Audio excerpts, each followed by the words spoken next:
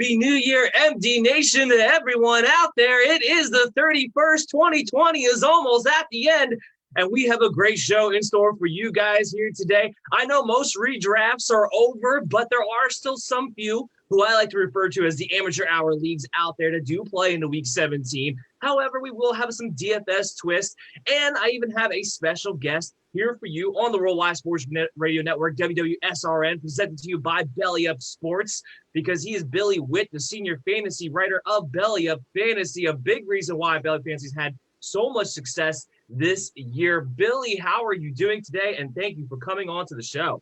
Hey, I'm doing well, Dan. Thanks for having me, man. I'm excited.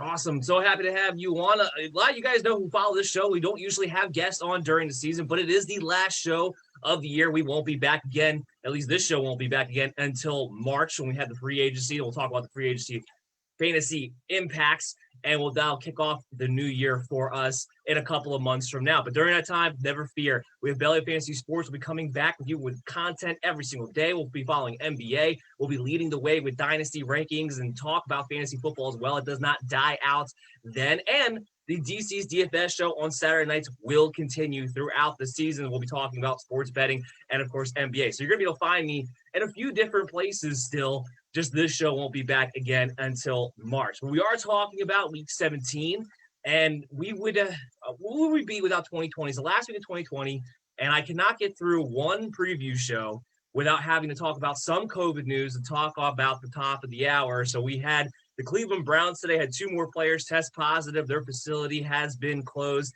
and the Atlanta Falcons closed their facility with a positive test. They are moving to a virtual. And Cooper Kupp, who we are going to talk about later on, because we're going to talk about that game as well as every single game, because every single game is on Sunday this week. He is expected not to play.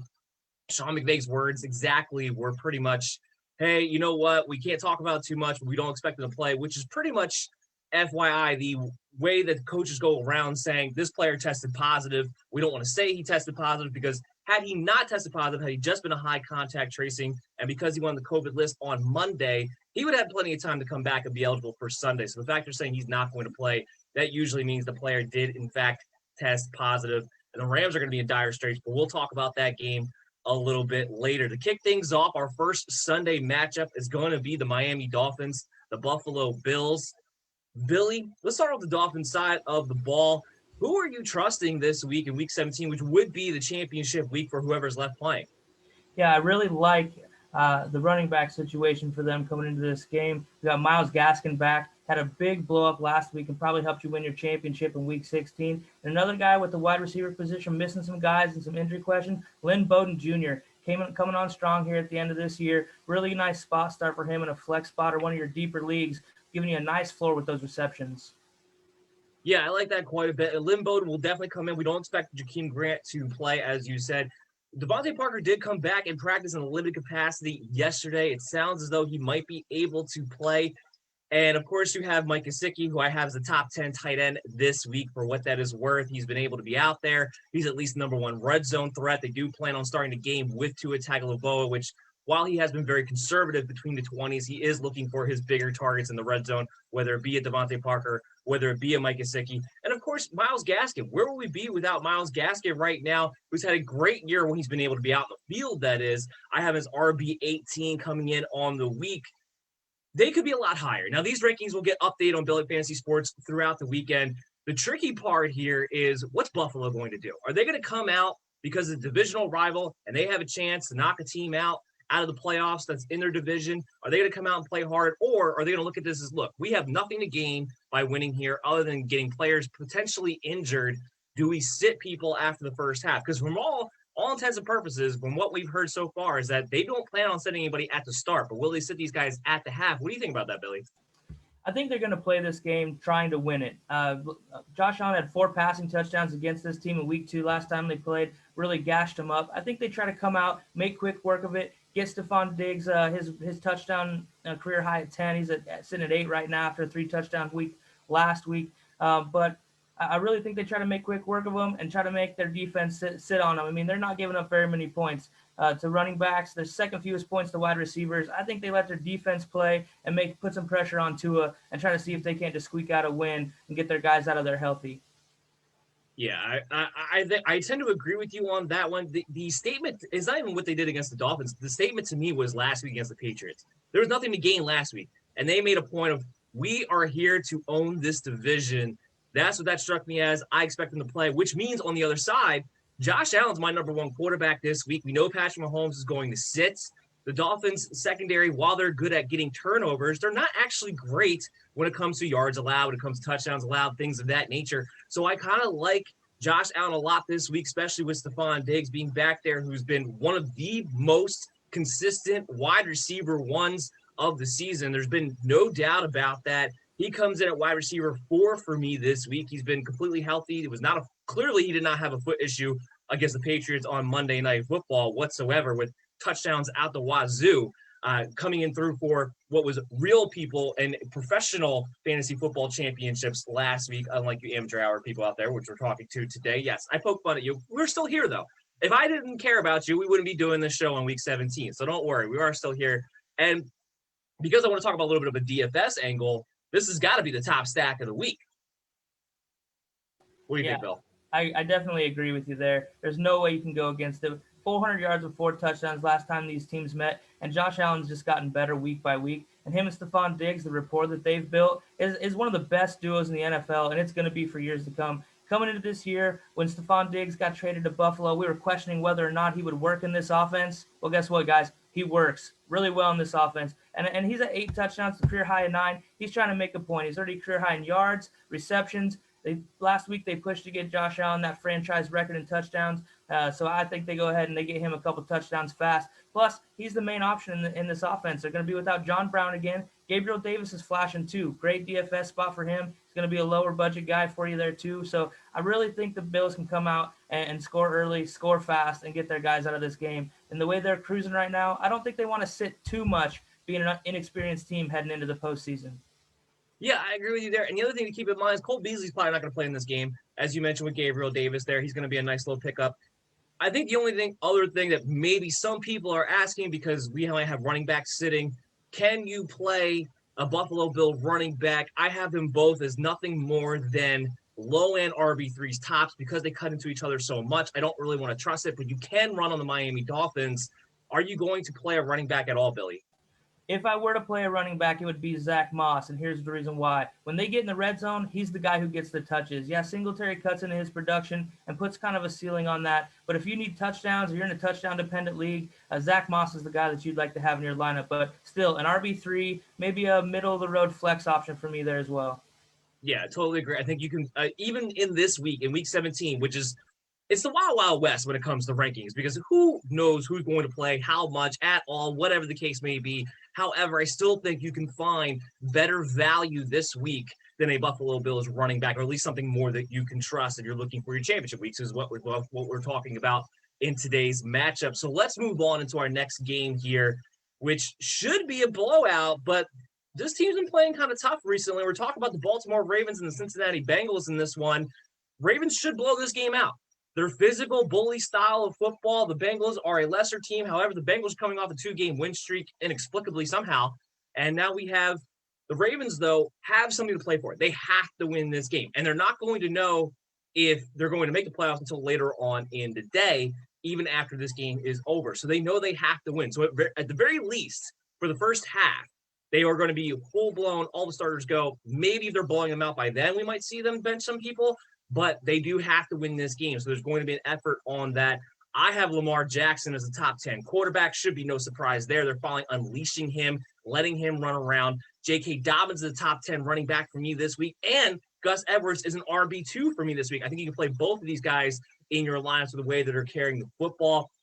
Marquise Brown's a wide receiver 2, and Mark Andrews is in my top 5 as far as tight ends. Or anything there that you disagree with, Billy? No, I really like the Ravens this week. They're playing for something, and they're trying to make a point, and they're not going to let this Bengals team sneak up on them like the Steelers did. Like you said, J.K. Dobbins, high-end running back coming down the backstretch of this year, 5 consecutive games with a touchdown, and Cincinnati's allowed a couple touchdowns receiving and rushing in the last month, and they really haven't been hit by anybody that's too talented out of anybody's backfield. You mentioned Hollywood Brown, really a slow start, a guy people were starting to bail on here right before the playoffs, but I told you not to because he had one of the most favorable schedules in the playoffs, and he scored almost every week here down the stretch. they're looking to make a point here at Cincinnati, and they're looking to put teams on notice as they move into their playoff push here late in this season. Yeah, and like I said, people are like, well, wait a minute. They beat those Pittsburgh Steelers. They beat the Houston Texans last week. Look, this is where style of football matters. The physical bully style of the Baltimore Ravens does not normally allow lesser teams to actually be able to win. Now, look at this entire season. The Ravens have struggled offensively. I've had my issues with Greg Roman. I've aired them out on this show. Everything going on with the play calling, with the rotation of the backs and everything like that. But because they play a tough physical bully style of ball, what lesser team has beaten the Ravens this season? It hasn't happened. They've lost to teams that were equal in talent or better in talent. They don't lose to teams that are lesser in talent. And it's all going to stem from Lamar Jackson running, J.K. Dobbins running, and Gus Edwards running. And you may see a bomb in there with Marquise Brown. I do like Mark Andrews for a touchdown here. I like the Baltimore Ravens for 40 points themselves in this game against the Cincinnati Bengals, which means all your fantasy football purposes, they should be able to eat. So we will be able to play the Baltimore Ravens with a lot of confidence. However, on the Cincinnati Bengals side of the ball, I'm not confident really in anybody. I don't care what I've been seeing as of late. The Ravens defense is getting healthier right now. I do have T. Higgins, Tyler Boyd ranked in that top end wide receiver 3, low end wide receiver 2 territory, just out of garbage time necessity. I'm not touching Giovanni Bernard, and I don't even know what else you would even consider on Cincinnati Bengals. Anyway, what do you think, Bill? Yeah, the Brandon Allen honeymoon's over. 2 consecutive games with 75% completions or better, multiple touchdowns, no picks. That's going to change. He's going to throw picks against this defense. They're going to get in his face. They're going to put pressure on him. Maybe Gio has a bit of a floor with some pass catching out of the dump offs, but I don't see him racking up a lot of yards, and I don't see them getting too many trips to the red zone, giving him kind of a gimme touchdown. Also, Samaje Perine kind of came in the game and showed that he's kind of worthy of some more carries as well. So it kind of caps the optimism that we had with Gio coming into this week. T. Higgins, Tyler Boyd, you're probably playing them just where you have them on your roster, but I would temper expectations. I don't expect them to have a whole lot of stats racking up in this game. Maybe a decent floor with 5 or 6 catches for T. Higgins, but Tyler Boyd, I'm not real excited about him. He hasn't been playing that well lately. Now, you're talking about a floor play. You know that these guys will get targets. You know they get volume. You know there's a good chance for garbage time in the fourth quarter. That's where you're hoping you're going to get your fantasy points. To your point, Billy, you may just not have a better option, which is could very plausibly be, depending on what your lineup construction is heading into this week. That's why they still come in as a top-end wide receiver 3 for me, borderline wide receiver 2, because they are playable options. But I'm not expecting ceiling plays whatsoever. You're hoping T. Higgins falls into the end zone. Nothing else in this one. With Bernard, I hate Samaje Perine because he's a bum. He's garbage. I'm so sick and tired of watching this guy get 10 carries. But the fact of the matter is he is. And then ultimately, that's what eats into Giovanni Bernard. Because if you're going to tell me Bernard gets 25 carries like he did against the Pittsburgh Steelers, along with 4 to 5 receptions in that game, then yeah, you know what? I could actually play Bernard as a flex play even against the Baltimore Ravens. But because I have to watch Perine against the Houston Texans get 10 carries for inexplicably no reason, I know he went off. I don't care. This guy is a practice squad guy. He's nothing more. I'm tired of watching bottom tier talent go off at late in the season where we have to actually watch these guys and it's hurting my eyes by seeing them on the field. But Samaje Perine will be a factor, and that's what killed Giovanni Bernard at the end of the day, which could have some fantasy value. But let's stay in the AFC North. Let's talk about the Steelers. Let's talk about the Cleveland Browns. The Browns are in dire straits right now. They're having a lot of COVID issues. We kicked off the show, letting you guys know their team facilities are closed. They have everything on the line this week. The Steelers do not. However, the Steelers are only benching Ben Roethlisberger. They're not benching anybody else. Everybody else is full go. Everybody on the defense, everybody else on the offense. The only person who's going to be resting is Ben Roethlisberger. So, with the Cleveland Browns, and just keep in mind, we have 2 more players that tested positive. We don't know who they are yet. So, we have to keep that in mind as well. But with the Cleveland Browns, with them having more on the line, do you trust a Nick Chubb? Do you trust a Kareem Hunt? 2 players, by the way, which have had tough goes the last 2 weeks against the Giants and the Jets.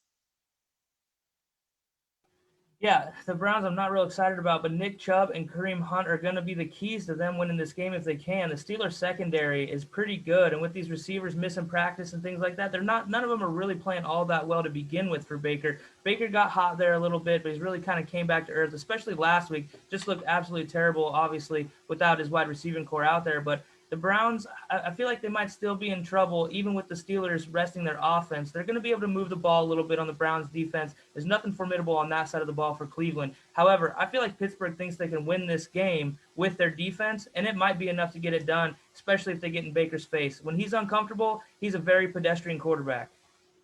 Yeah, I agree with that. Now, I'll caveat off of this. We do expect Jarvis Landry to be back. We do expect Rashard Higgins to be back. They will have Austin Hooper. They're not going to have Harrison Bryant, but they will have Austin Hooper, and they will have David Njoku. So all those things should be available for the Cleveland Browns heading into this matchup.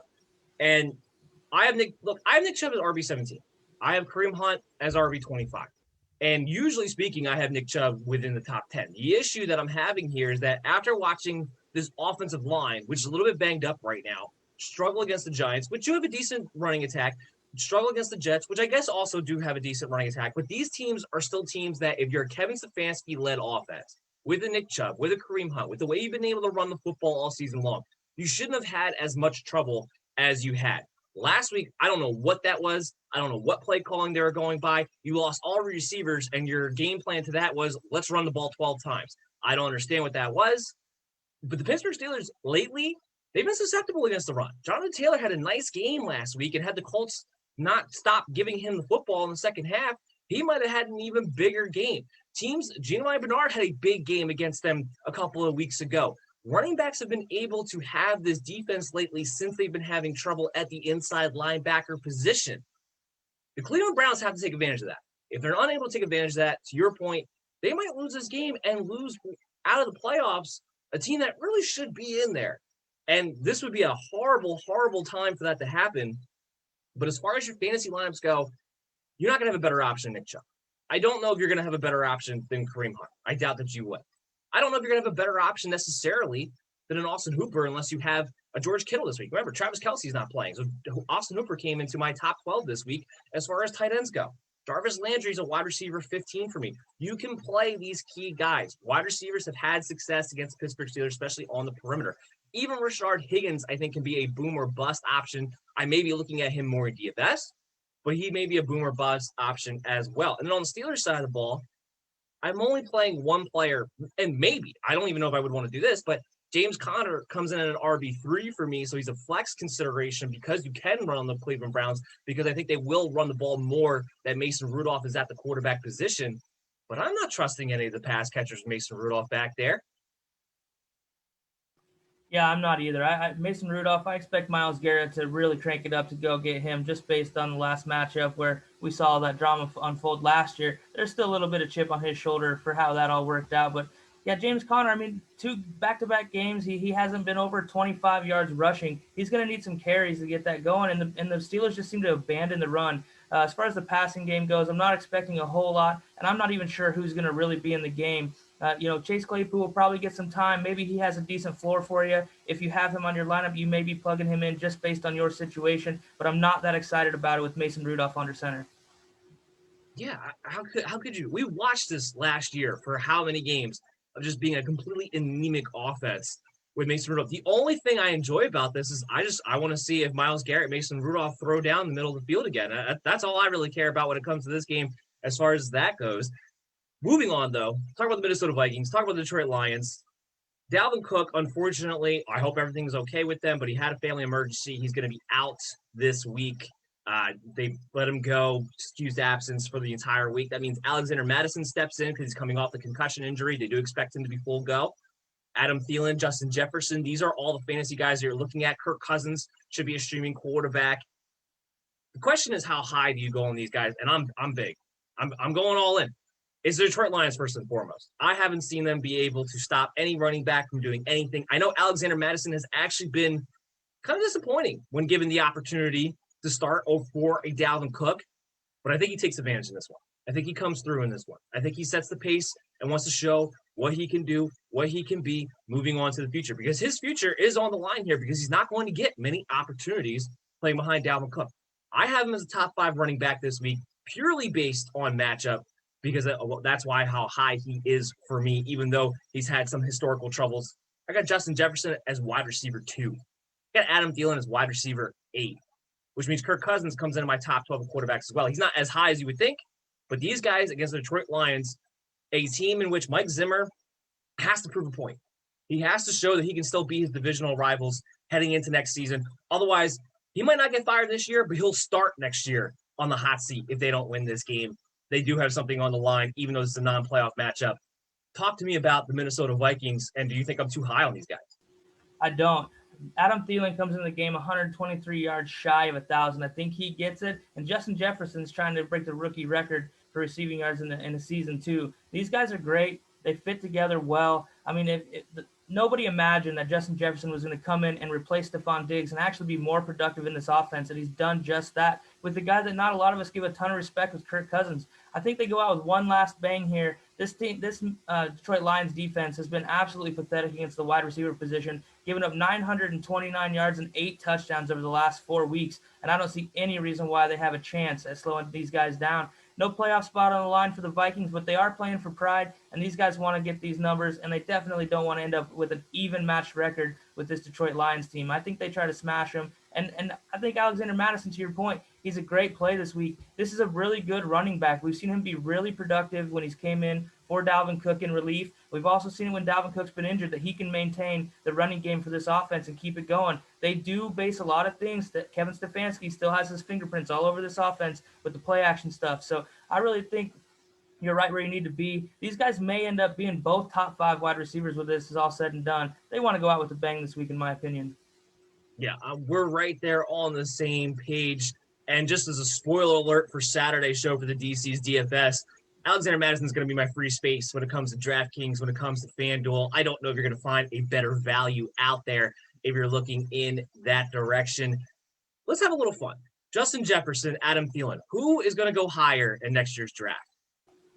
I think Jefferson goes higher. Younger guy, coming off the recency bias. And I think people just love themselves a new story, and they're going to want to get their hands on him a little faster. We've seen what Adam Thielen is, and he's a very consistent wide receiver. However, I feel like guys will kind of sleep on him a little bit because of the excitement that Justin Jefferson's brought.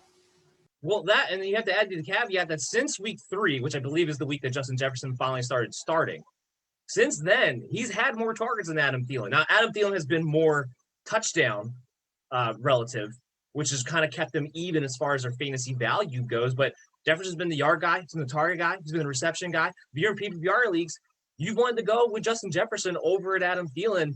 I myself have never been a huge Adam Thielen fan. I know he's good at touchdowns. I know he's a solid guy, but he's really boring to watch. And Justin Jefferson's a lot more exciting. I'm loving me some Justin Jefferson next year. I think my only real question is going to be, and we'll do these rankings, all throughout the offseason, is am I going to have him in the second round, or am I going to have him a little bit lower than that? And I don't know. I don't know if I'm not going to have him not in my top 12 come next season. He might be right there with the wide receiver ones. There's a lot of wide receivers, though, that are going to be right there. What do you think, Bill? Yeah, I think he's going to be right on the fringe of that end of your round 1 wide receivers, early round 2 guys. Well, I guess that ranking of the low-end wide receiver 1, high-end wide receiver 2s. But there's going to be guys in your leagues that are going to overdraft this guy too. So be careful not to reach for him. We know what his production can be, but however, they're going to have quarterback difference coming in next year. They may not be with Kirk Cousins, so there might be a little bit of difference going in. However, if you have a Vikings fan or an LSU fan, this guy could get drafted as kind of that wide receiver 8 to 10 range also. I see that very probable. Yeah, he's definitely going to be a guy that could easily be a sand trap. To your point, we don't know if Kirk Cousins is coming back, but on another caveat, even if Kirk Cousins does come back, this Minnesota defense is not as bad as it played last year. They had a lot of guys get injured early on. Mike Zimmer's a good defensive coach. If their defense gets back up to snuff, they're not going to be in situations where they had to throw like they did this season, which is also going to talk about the volume there. Justin Jefferson's still going to be great from a fantasy standpoint. Adam Thielen will still be great from a fantasy standpoint because it's the only two. So even if they have low volume, these are the two guys getting the volume. That's what you can consider. But there are a lot of things next year where I think Justin Jefferson might be an overdraft candidate for sure. One guy in the Minnesota Vikings we didn't mention for this matchup, and that's my fault because we definitely should have. Kyle Rudolph is out. Irv Smith Jr., when you're looking at tight ends, Irv Smith Jr. to me is a top 5 tight end this week. When you're looking to stream options, he's been in the end zone pretty consistently. Your options get a little bit limited this week with some guys sitting out. Yeah, I'm big on Irv Smith this week too against the Detroit Lions as well. Yeah, I really like Irv Smith now and going into next season. I think he's going to be one of those guys that people are reaching to grab as we did like a Mike Gesicki. Everybody's going to be touting this guy. And if you haven't paid much attention to Irv Smith, you may want to start. 3 consecutive games with 4+ receptions, and 2 of the last 3 games he's had 50+ yards and a touchdown. Definitely working his way into this offense with the absence of Kyle Rudolph. And this is a guy that we've all been kind of waiting to see him take those strides in this offense, and I think it's starting to happen now. Yeah, I want to agree with you. I really do. I love Irv Smith. I love his talents. I love what he could be in this offense. But as long as the annoying man himself, Kyle Rudolph, is still a part of this game plan, it just limits the volume that he's going to get because Rudolph's going to be on the field more times than not because he's going to be the better blocker. And with Gary Kubiak, while he typically will in his career get that one tight end the ball, it's usually the tight end who also blocks. So there should be a change in the guard next season. I don't necessarily trust that there will be in the coaching staff. So that's something we're going to have to examine really closely throughout the offseason to see which way the Vikings are trending. And as always with the MD's Family Football Show, when we get into June and July, we get beat writers from every single NFL team. We'll talk to these guys in the Minnesota Vikings and see what's going on because hopefully, fingers crossed, 2021, we should actually have OTAs, I would imagine, for an offseason, hopefully speaking. So maybe we'll actually get some insider information before we head into our drafts come late August. Just maybe to make things a little bit easier. We'll see. But I do want to talk about the Detroit Lions here. The only guy I trust to play is DeAndre Swift because we're not expecting Matthew Stafford to play. There's no reason for him to play. Kenny Galladay is already gone. DeAndre Swift could be looking at a lot of volume. I think they actually might make a point to give DeAndre Swift the ball a lot this week to see, hey, can you be the bell cow guy?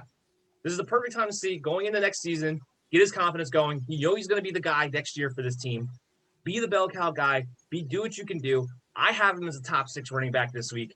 Everybody else, and yes, Marvin Jones is ranked as a wide receiver 3. I don't love it. I don't care if it's Chase Daniels, David Blau. It doesn't matter to me. You're hoping for 1 touchdown out of him. And the same with TJ Hockenson. I have his top 12 tight end. He might see the most targets as far as all the pass catchers go. But again, another guy I think you're just praying and hoping for a touchdown this week. The only guy I want to play, I'm excited to watch play, would be DeAndre Swift. Yeah, I'm totally with you there. Now, I'm an Iowa boy. I love TJ Hockenson, but without Matthew Stafford, there's a real low ceiling for him. And that's around that 4-catch, 40-yard range, unless they somehow get in the red zone and they run play action off of Swift and he scores a touchdown. But we're not going to bank on that, this week without Matthew Stafford. It's just a real hard situation for you. But DeAndre Swift, to your point, 4 out of 5 games, double-digit carries. He's had almost every game he's over 4, near and 5 yards of carry, 7 touchdowns over that span, rushing and receiving. This guy's going to be a good back in this offense, assuming Matthew Stafford sticks around. And I like him this week. DeAndre Swift's a guy I love. And if you watched the game last week, he really started to flash as he got more and more carries, getting in the open field, making guys miss. This is a good player, and I think he has a really good week this week as they feed him. It might be his first game where he gets into that 20 carry, 25 touch range. That'd be really interesting to see what he can put up. Yeah, that's what I want to see. I was a big DeAndre Swift fan. I thought he was the best running back coming out of the draft class. I thought the Chiefs made a mistake by not drafting him and drafting CEH instead.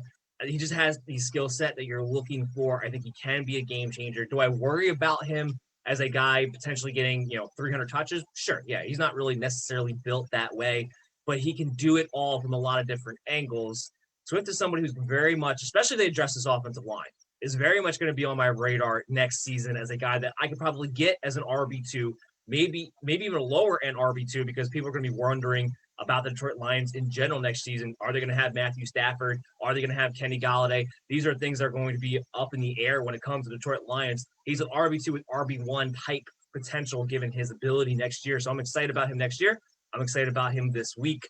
What we're going to do now, though, we're going to take a quick break. We have a lot more games to get to on the other side. Remember, we're previewing all of week 17 for you guys here today. So don't go anywhere. We'll be right back on the Worldwide Sports Radio Network, WWSRN, right after this.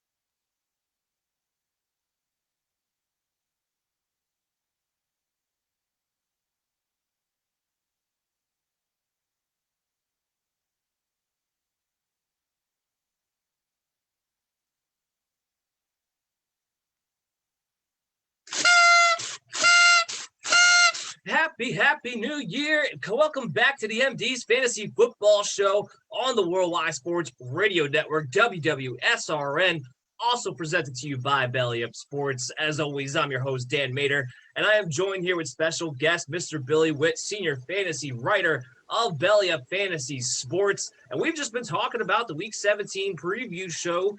It's a 2-hour special today. We're on here for another hour and a half. We're just talking about these games, getting them all good to go because I'm not going to be here New Year's Day because I plan on getting plowed tonight along with everybody else. So that's why we wanted to get all these games in today. That's why I wanted to kick off. That was the other thing. I wanted to end this show for this season, which was a successful season, the last day of 2020, and it was only successful because of you at MD Nation, the support you guys have shown me, the downloads, the listen, the views, the questions all year long.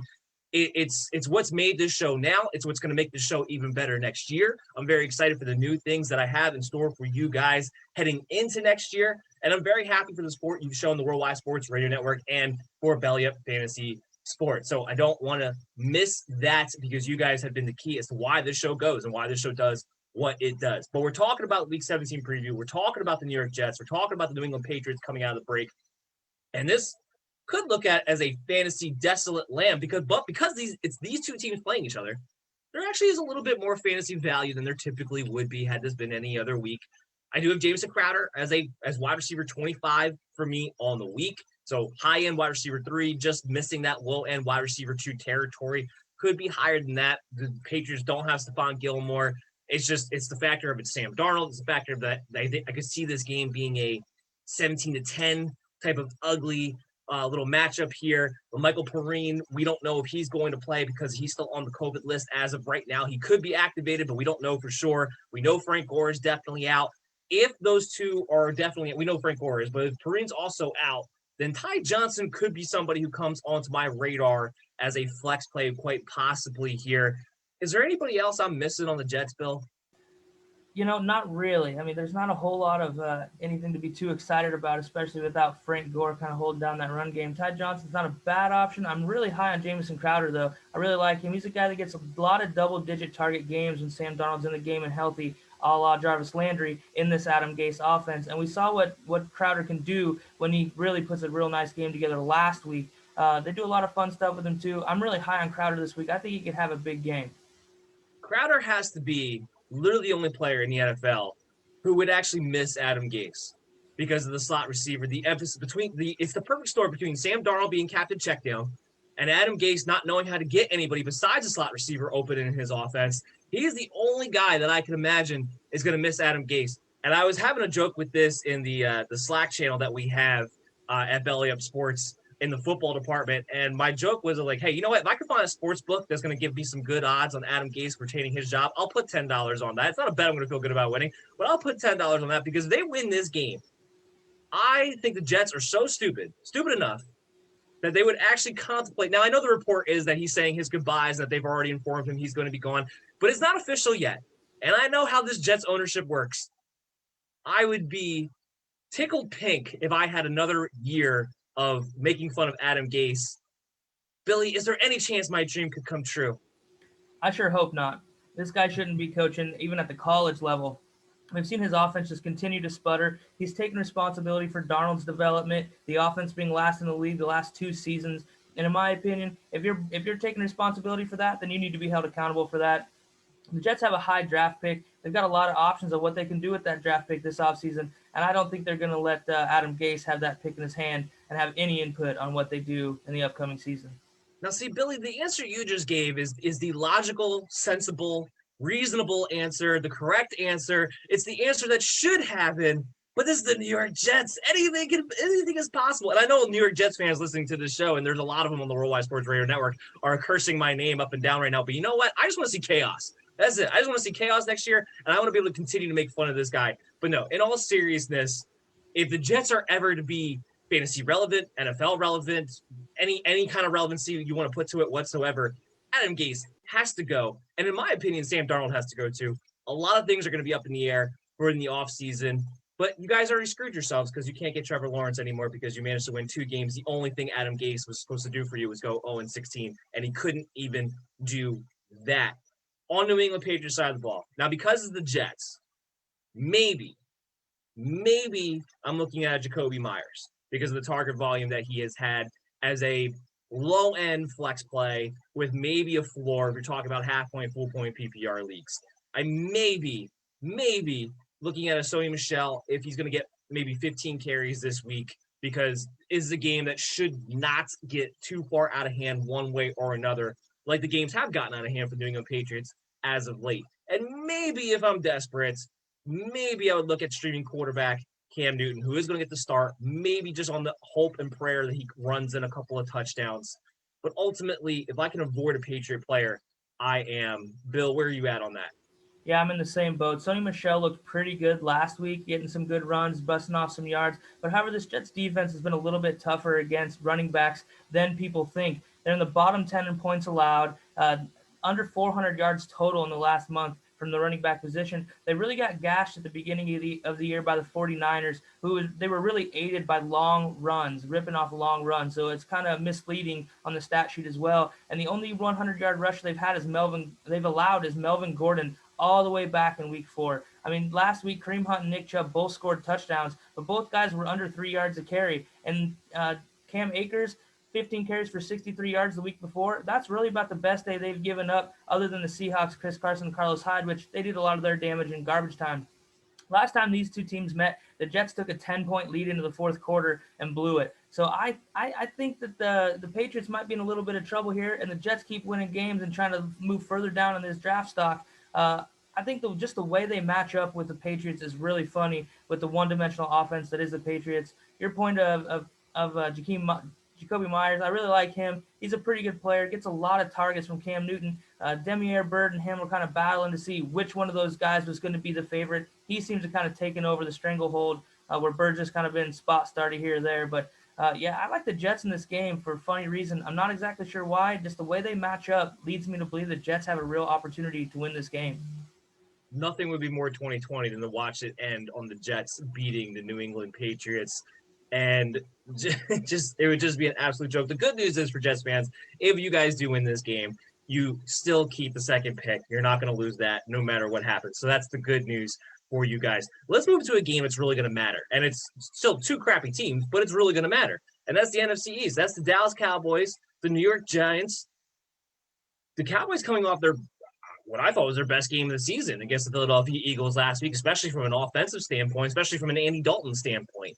Now, I don't have him in my streaming category still. I'm not going to look at that as something that I think is definitely going to repeat, although I think you can throw the ball in the New York Giants to some degree.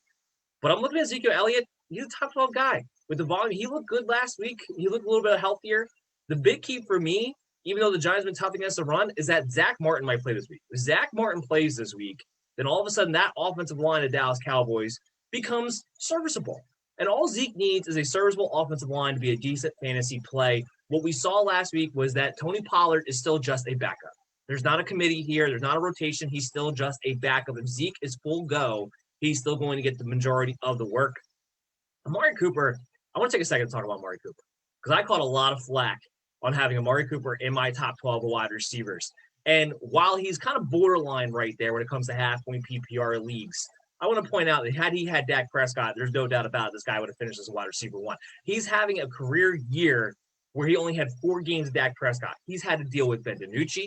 He's had to deal with Garrett Gilbert. He's had to deal with a 50% Andy Dalton, because even Andy Dalton doesn't look like Andy Dalton this year for whatever reason. I mean, he's not this bad.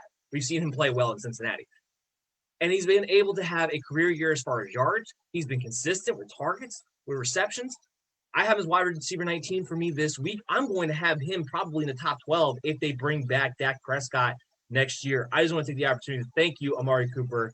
Thank you, because I've been having your back this entire time. Everybody wants to tell me how you were a boomer bust guy, and all I kept saying was he's only a boomer bust guy if you haven't actually been watching the games. If you've only been looking at the box scores, that's what made you think he was a boomer bust guy heading into this year. But if you actually pay attention to the context of the game, he was consistent as long as he was healthy and on the field. Both of those two things need to be true. Both of those two things were true pretty much this entire year. And look what we got, a consistent wide receiver in a terrible, terrible situation. Outside of that, I'm playing CeeDee Lamb at wide receiver 29 as a wide receiver 3. Michael Gallup has been the lead target over the past few weeks. He's also a wide receiver 3 to me. this week. I think you can play all three of these pass catchers and Ezekiel Elliott this week against the Dallas Cowboys in a game that they must have. Where are you at, Billy?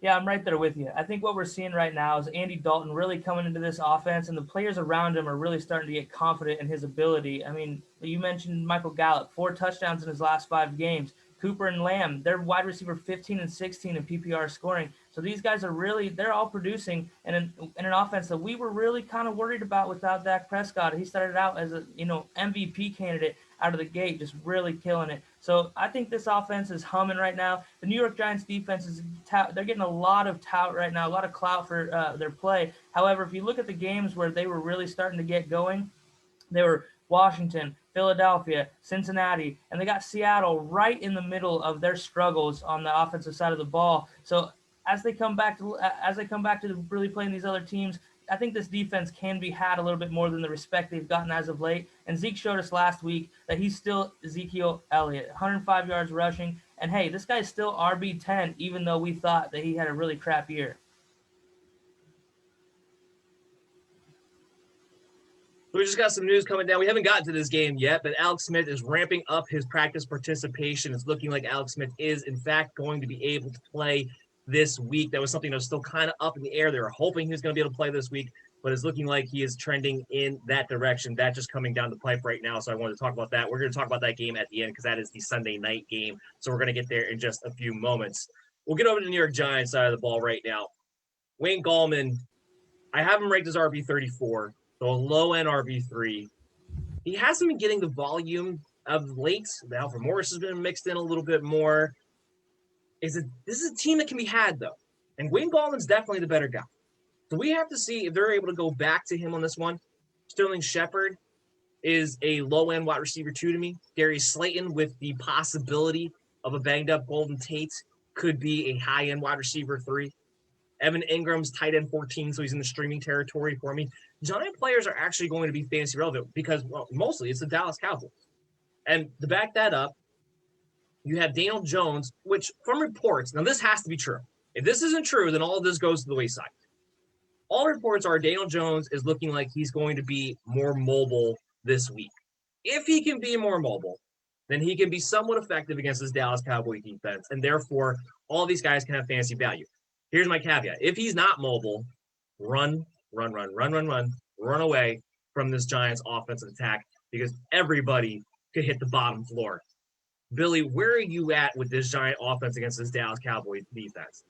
Yeah, when you look at the Dallas defense, really the only thing that gives you any concern in this matchup is their pass rush with Randy Gregory. I mean, this guy's coming on strong. They're getting to the quarterback.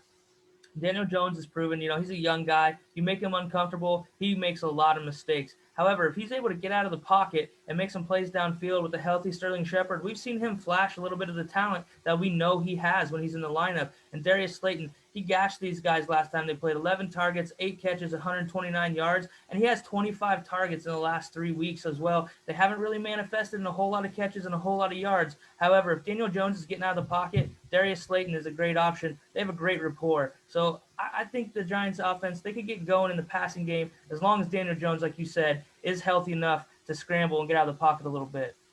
We talked about the Jets and how they need to fire and move on from Adam Gates. The Giants need to fire and move on from David Gettleman at the GM position. I don't know yet about Joe Judge, but I do think we've seen enough out of Jason Garrett where it would be in their best interest to move on from an offense coordinator. He shouldn't have been there in the first place. The other thing would be they have to move on from Daniel Jones. There's talent here. Darius Slayton, Sterling Shepard, Saquon Barkley when he comes back, Evan Ingram, which it sounds like he's going to try to make his way back to the New York Giants again next season, more likely than not. Can this team find a different quarterback? Because Daniel Jones is killing it. Absolutely killing it. This is a lot of talent that should be fantasy relevant that we can't depend on because I have to watch a guy who's average on his best days be the quarterback position for the New York Giants because I have to watch David Gettleman continue to call the shots at the front office. Please, Billy, tell me Gettleman's going to be out of a job this year.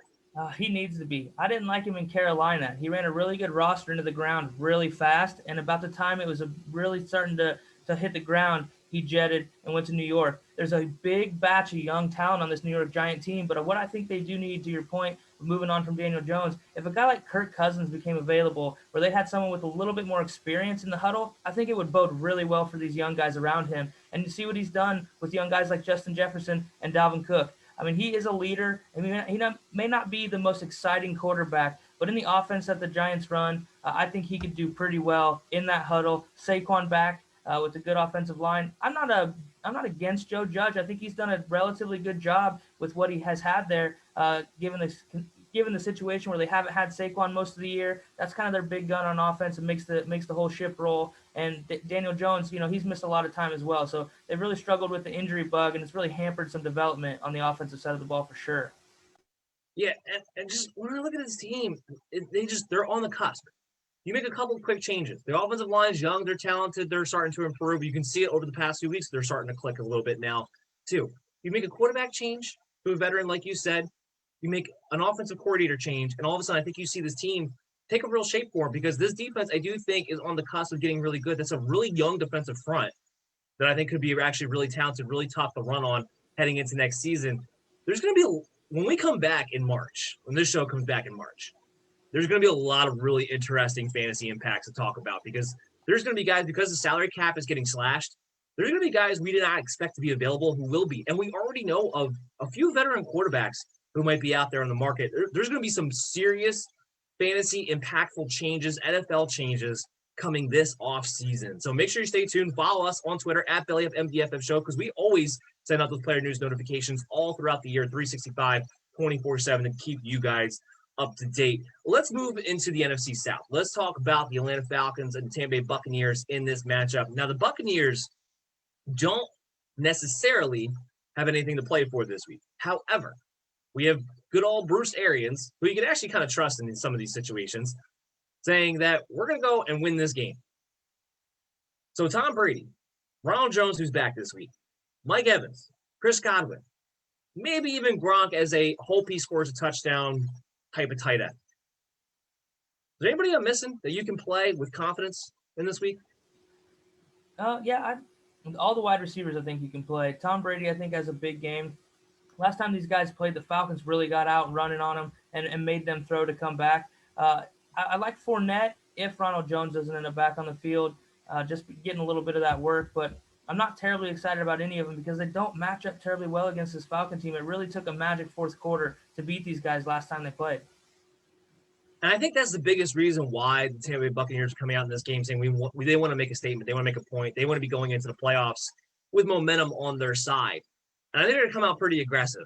The one thing that impressed me last week, it was the Detroit line. So you have to take everything you saw there with a grain of salt. But the rapport between Mike Evans and Tom Brady, while it has been forced at times this season, they have pretty much beat this thing into the ground, so much so because they know that those two need to click for the rest of the offense to go. I know the Atlanta Falcons defense, not just against the run, but lately against everything, has actually been pretty solid.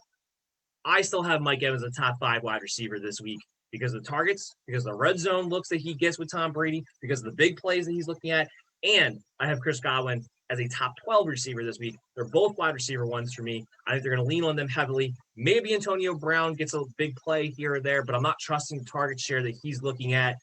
Ronald Jones, everything is expected for him to play. While it's not a great matchup, I don't know how efficient he's going to be between the 20s. As long as he's out there, he's getting goal line opportunities. I expect him to fall into the end zone. He winds up being RB20 for me this week as a result of that. And Brady is a top 5 quarterback. I don't think, unless they're blowing this team out like they were against the Detroit Lions, I don't think they're benching their guys in the second half. I really don't. Even though they don't have much to gain in this game. This is one of those, because it's a divisional rival matchup, because you have to have the momentum on your side. You're not going to have that first round bye. Because you have to prove it still, because this is still a team, let's face it, has been spending all year long trying to get the chemistry just right. They still need this game to do that. I think they're going to be aggressive. You can trust that the Tampa Bay Buccaneers are going to play their players, even though they don't have anything to gain. When I flip over to the Falcons side, I know Julio's volleying to play. I don't understand why or when or if he would actually play. I'm not counting on him playing this week. It wouldn't make any sense for him to do so. In his absence, Calvin Ridley has been a top 5 wide receiver this year on pretty much every scoring format at this point. I have him as a top 5 wide receiver this week. Carlton Davis is still a little bit banged up. Tampa Bay's defense, and I've harped on this, I don't know why. I don't know what's happened to Todd Bowles' mindset, but for some reason, they've decided they want to play this soft zone against everybody they play, come across against, and it's opening up these wide receivers full forward. I do have Hayden Hurst as a top 10 tight end because of the target share that he has. But outside of that, I don't want to touch anything else. I mean, what do you got, Billy? Yeah, and the running backs, we've really seen Ito Smith take over for Todd Gurley. And Todd Gurley started out the year relatively well, maybe a little touchdown dependent, but he was getting in the end zone. Since they moved on from him, the running back situation has been abysmal. The running game has not been good. However, the passing game, they seem to match up well with Tampa Bay, like you said, playing that soft zone coverage. We see the number one receiver against any team that has a relatively good player really gash these guys. Tyreek Hill had a historic first quarter against these guys, just torching them. And Calvin Ridley, 10 catches for $160 last time these guys saw with the absence of Julio. I think that continues. Julio on the field makes this offense go another level, even when he's not productive. He just really kind of dictates coverage in the defense to help out Matt Ryan, making reads easy. But I'm not real excited about anybody outside of Calvin Ridley, to be honest.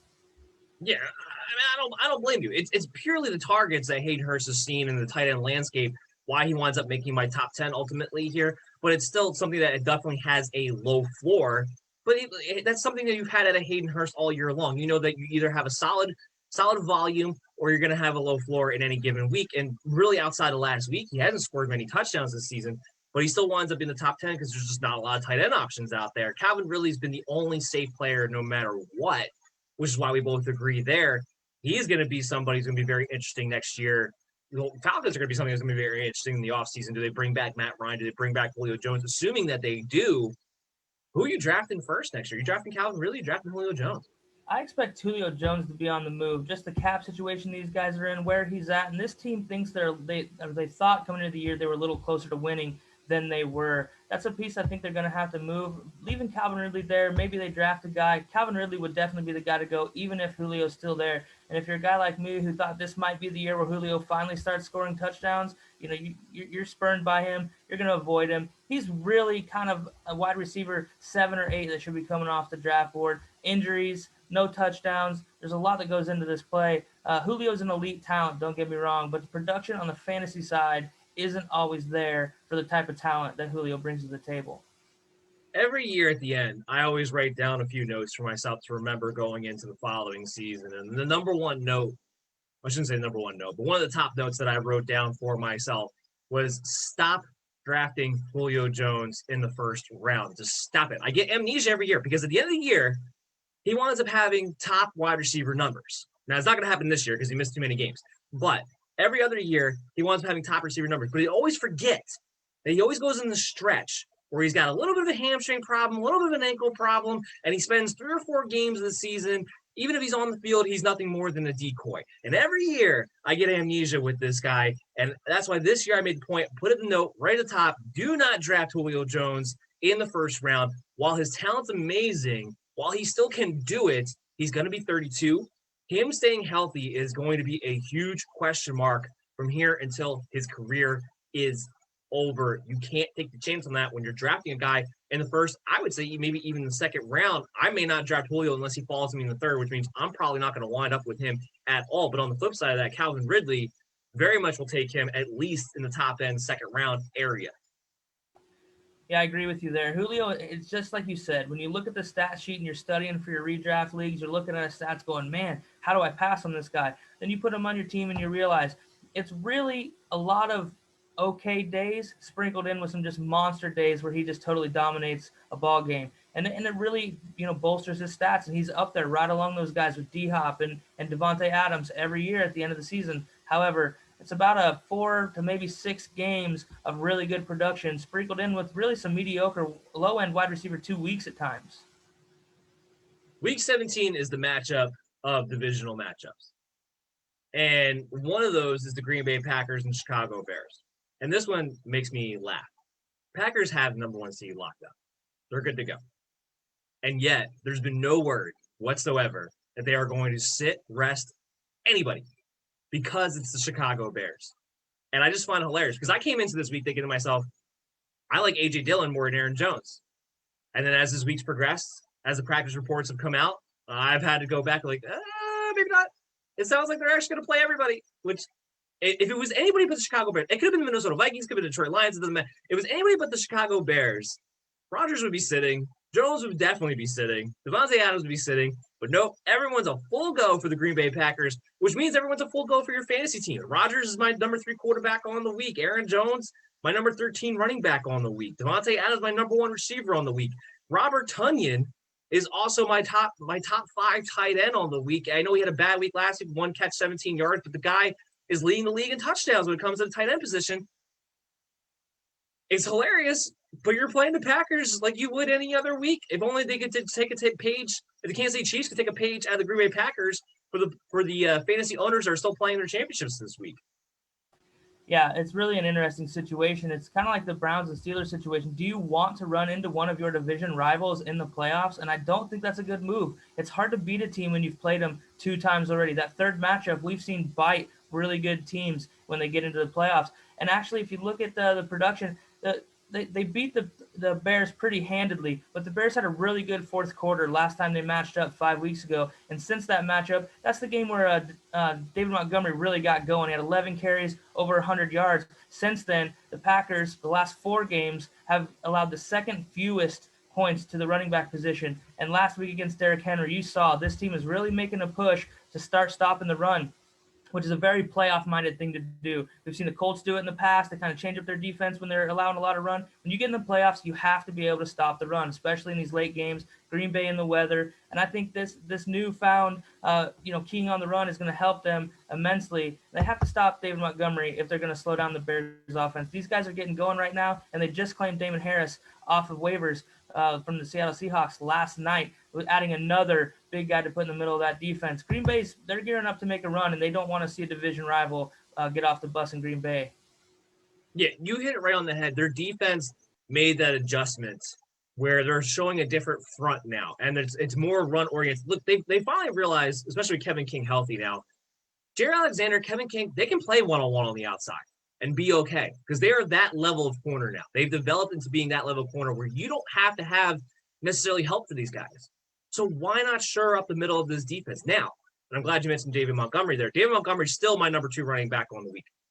The guy's he's been the number 2 running back since this run has started, frankly, throughout the fantasy football playoffs. There's no way you're not playing him. The only concern you would have is that adjustment made by the Green Bay Packers defense. But at the end of the day, because Mitchell Trubisky is a threat to run, the RPO has been working very, very well. The Chicago Bears offensive line is finally playing downhill. I still think Montgomery takes the roof off of this. What do you think? Yeah, I really think he does too. They're finally using him in a good way, and Mitchell Trubisky is completing a lot of his passes, so play action is working in as well, and it's kind of making this whole offense go. He's had 4 straight games with 68% completions or better, not a stat that we would have liked to see out of David Montgomery. He also has 10 touchdowns in his last 5 games too, dating back to that Packers matchup. This offense really got going that day at the end of the game against those Packers, and they've been really grooving since. Yeah, and you want to talk about a guy who's going to be really, really interesting to rank going into next season. David Montgomery, everyone's going to be looking at this guy like, what do we get? Do we get the boring, volume-based RB2 that he was for the majority of the season, which was purely just based on volume, wasn't based on efficiency, wasn't based on anything exciting whatsoever? Or is it this guy who's been an elite running back? I tend to lean somewhere between. I was a David Montgomery fan coming out of college, so I've been more of a David Montgomery apologist up until this point to begin with, so I'm very happy to see him getting this. But I think it's going to depend on who the quarterback is. It's going to depend on, does he have a healthy offensive line? Because he needs those things around him. He has to be running downhill. That's the one thing we saw. And with Nick Foles, when he's going backpedaling, there's no holes to be had. There's nowhere for him to go. They have him running sideline to sideline. That's not what he is. He's a one-cut north and south runner. If he can do that, he can be really good. But this is not an RB1. This is an RB2 who might have some really good games coming up. I fear he's going to get drafted as a guy who is in a high second-round position. He shouldn't go that high. Where are you going to have David Montgomery next year, Billy, you think? I think he's going to be in that upper RB2 range for me. I don't want to be too biased with the recency stuff, which is really easy for us fantasy guys to say, oh, he got going. But his matchups haven't been that great since he got going. The Saints run defense he did all right against, but Green Bay, Detroit, Houston, Minnesota, Jacksonville. Those aren't great run defenses, but maybe a little bit of this offense getting going gives these guys the confidence they need to play a little bit better against tougher defenses, because we have seen him be really abysmal. I mean, he's had a few games with 10 carries, under 30 yards, and no touchdowns. So I don't want to be too biased about it, but I do think he is a good player, not a great player. And in this offense, he could be productive, like you said, if they get him going downhill and quit trying to get him around the edge. He's not a speed guy. There's nothing about David Montgomery that's fast. He's quick and he can make you miss in tight areas, but he's got to get ahead of steam and get through that line. He's got to hit the hole, and they do that a little bit differently with Trubisky back there. Yeah, and my other key to that is I think Bill Lazor has to continue being the offensive coordinator, not Matt Nagy calling the plays. I do think because of this run, especially if they wind up being the Green Bay Packers, there's probably a good chance Matt Nagy stays the head coach. He has to keep Bill Lazor as the offensive coordinator if he needs to feel confident about David Montgomery. The other key to that is having a guy like Allen Robinson, which we don't know where he's going to go, if he's going to stay in Chicago. I have to believe that unless you're going to get a new quarterback, if I'm Allen Robinson, there's no way in hell I'm staying in Chicago, because I need to go finally find a good quarterback to go play with to show that I am, in fact, a superstar. That's if I'm Allen Robinson. For this week, I have him as wide receiver 7. I know it's a tough matchup against perimeter wide receivers for Green Bay Packers, but again, since Bill Lazor has taken over, he hasn't just gotten the running game going. Allen Robinson's lining up on the outside. He's lining up on the inside. They're motioning him. They are featuring him like a feature wide receiver, which is what you should do with a feature wide receiver, getting him mismatches all over the field. Allen Robinson gets Green Bay Packers in a tough matchup. Where is he for you? Yeah, right where you have him, kind of that middle of the road, low end wide receiver 1 range. I mean, just the talent alone, you can't pass up this guy in your lineup if you have him, but maybe not a great DFS play.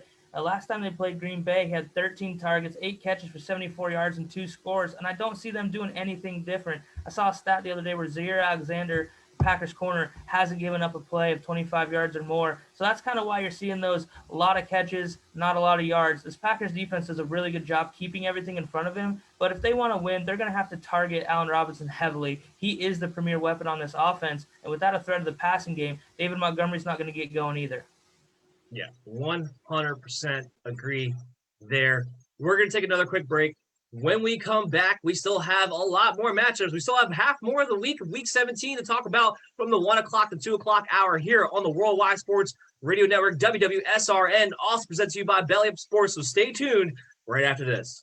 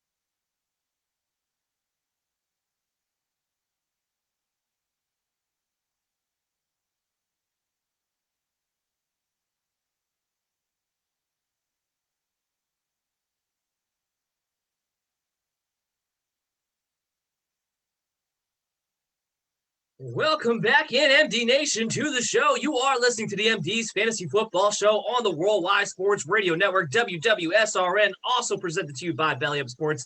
As always, I'm your host, Dan Mader, and we've been talking about the Week 17 preview here as I've been joined by my very special guest for the last show of 2020, the last show of this season, Mr. Billy Whitt of Belly Up Fantasy Sports, a senior fantasy football writer. And we didn't talk about this yet, and I should have probably before.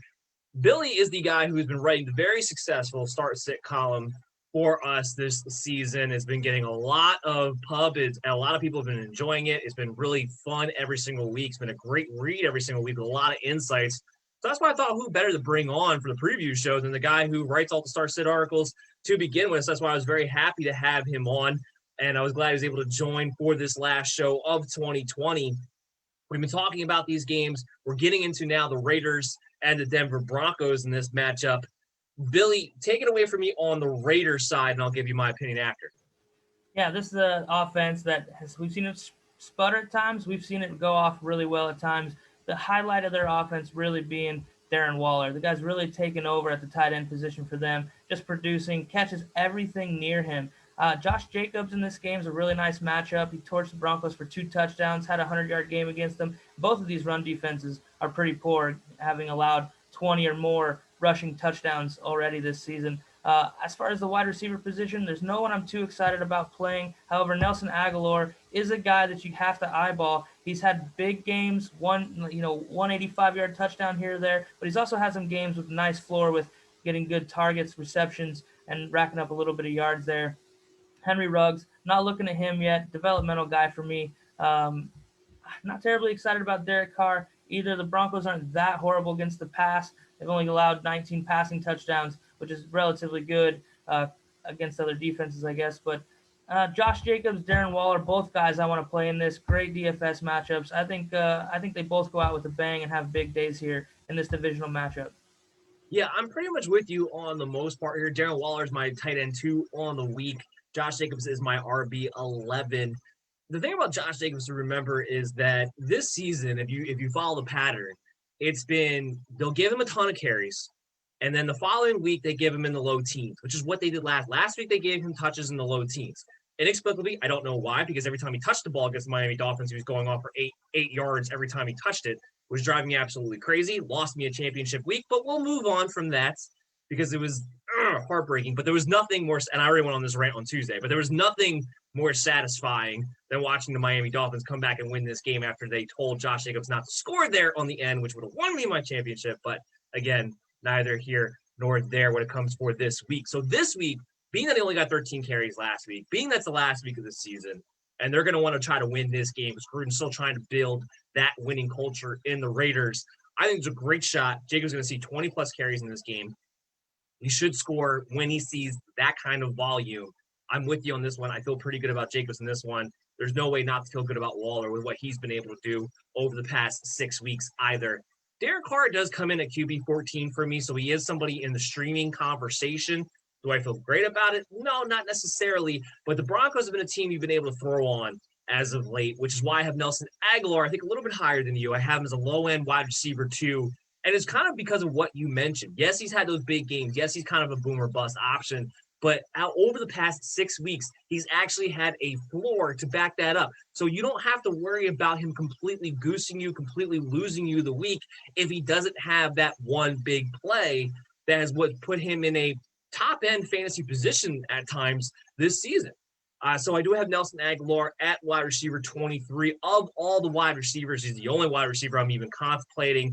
Henry Ruggs is what I thought he was, is a one-trick pony. Why he went in front of a Jerry Jeudy, a CeeDee Lamb, a T. Higgins, a Justin Jefferson.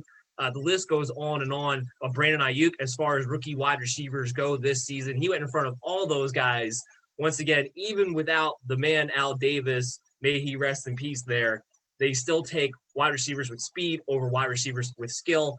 And again, it proved out here again. I'm not saying Henry Ruggs can't turn into a decent wide receiver or to be a decent playmaker at some point in his career. But when you look at the slew of rookie wide receivers and what they were able to accomplish this season, then you look at Henry Ruggs, you kind of sit there and wonder, what were you people thinking? But yes, from a fantasy standpoint for this week, Jacobs, Waller, I'm looking pretty hard at Aguilar too. I feel pretty good about that.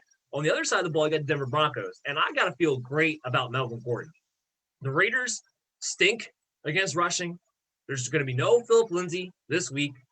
Gordon disappointed a little bit last week, but he got the volume I was looking for. There's a great matchup for him here. I'm big on Melvin Gordon. He's my RB7 on the week. And outside of that, I'm not too excited to really play anybody else because believe it or not, when Jonathan Abram plays, which they do expect him to play in this one, the Raiders are pretty good against the tight end. Noah Fant's only tight end 16 for me this week.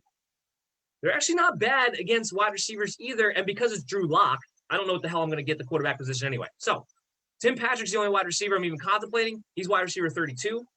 I'm looking at Denver Broncos as Melvin Gordon, and I'm kind of hands off on everybody else. Yeah, I'm with you. The Raiders are allowing the fourth most points to the running back position over their last 4 games, and they've gotten gashed by guys. And Melvin Gordon's really coming on late. He's averaging well over 5 yards a carry over the last month, but he hasn't had a 20-yard or 20-carry game since week 4. I think he gets that this week because Drew Lock threw 4 picks against this Raiders defense. 4 of their 10 interceptions came against Drew Lock in their last meeting earlier in the season. So I think they keep it on the ground. Melvin Gordon's playing really well, and he may not be a Bronco next year. So he may be looking for, hey, look what I put on tape at the end of last season. I can still get it done, and he's a motivated guy. Yeah, right there with you. We can move on from this game because there's not much else to talk about. Well, actually, you know what? Before we move on, because we want to talk a little bit about next year since this is the Week 17 show. Jerry Jeudy, Cortland Sutton, next year. Where are these guys going to be? And also, do you think there's any chance they move on from Drew Lock? Because I think that's probably really the key more so than anything else. You know, with Drew Lock, you've seen spurts of the talent that we thought he had, but we've also seen him be pretty terrible, miss some really good throws. I mean, he still has some decent pass catches around him, and Melvin Gordon is a capable ball catcher out of the backfield. He just doesn't really use the talent around him. Noah Fant is a great pass-catching tight end. We've seen him have great games. We've also seen him disappear, and I think all that kind of revolves around Drew Lock's talent. That's what you're going to get. When he's on, he's on. When he's off, he's off. But I'm not sure he really fits in this offense, and I'm not sure he's really much more than a backup. He's not developing. He's not getting any better. You're not seeing anything out of him that you didn't see the first time he walked onto the field, except for maybe a little bit more comfortable. I don't know if they move on for him. I think that's more of a situational thing for the Broncos. Who's a free agent? Who's interested? And what falls in their lap come draft day. Yeah, I agree with you there. I don't think it's a guarantee. And here's my issue. If Drew Lock winds up being the starting quarterback next year, I don't know if I trust any wide receiver not named Cortland Sutton next year. He's the only one. Because he's so physically dominant, he just offers this natural big target where an inaccurate quarterback like Drew Lock can just kind of throw the ball up to and let him go make a play.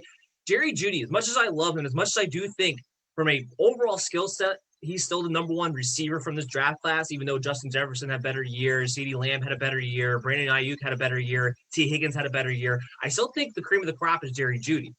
However, he needs a quarterback who can anticipate. He needs a quarterback who can be accurate. I think Pat Shurmur's the right offensive coordinator for this job, but if they don't move on from Drew Lock, it might be a couple years where we see Jerry Jeudy really come to fruition, and it's going to be Cortland Sutton instead. But this offense, they are a quarterback away from competing with the Kansas City Chiefs. There's no doubt in my mind with the kind of talent that they have everywhere in the skill set position. And Sutton is somebody that I really want people to not forget about when they head into next year. I know because he had the ACL, because they have all these other guys, he might be somebody who gets overlooked next season. And I mean, frankly, personally, I hope he actually does because that means I'll get him as a value in my draft days. But if you're part of MD Nation, I don't want you to forget about Cortland Sutton and what this guy is.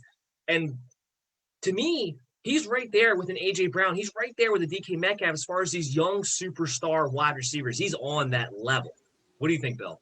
He definitely is. And we've seen him be productive when he was the only guy on this offense that you had to worry about. That big frame, he can run every route. He's got the speed to get it done. He wins jump balls. There's nothing about this guy you don't like. And don't shy away from an ACL. An ACL is not the same injury it was 15 years ago. These guys are ready to go in 8 months. And now with the talent around him, you mentioned Jerry Jeudy. We forgot about guys like KJ Hamler. These are really good route running guys that'll complement him very well on the other side of a formation. Noah Fant as well. You get all these options out there. This offense can sling it around, and they should compete, like you said, with the Kansas City Chiefs. Another guy, Tim Patrick, he's a big body guy. He's played really well. If he doesn't have to be in that main wide receiver role, he's a really great complement on the other side from Cortland Sutton.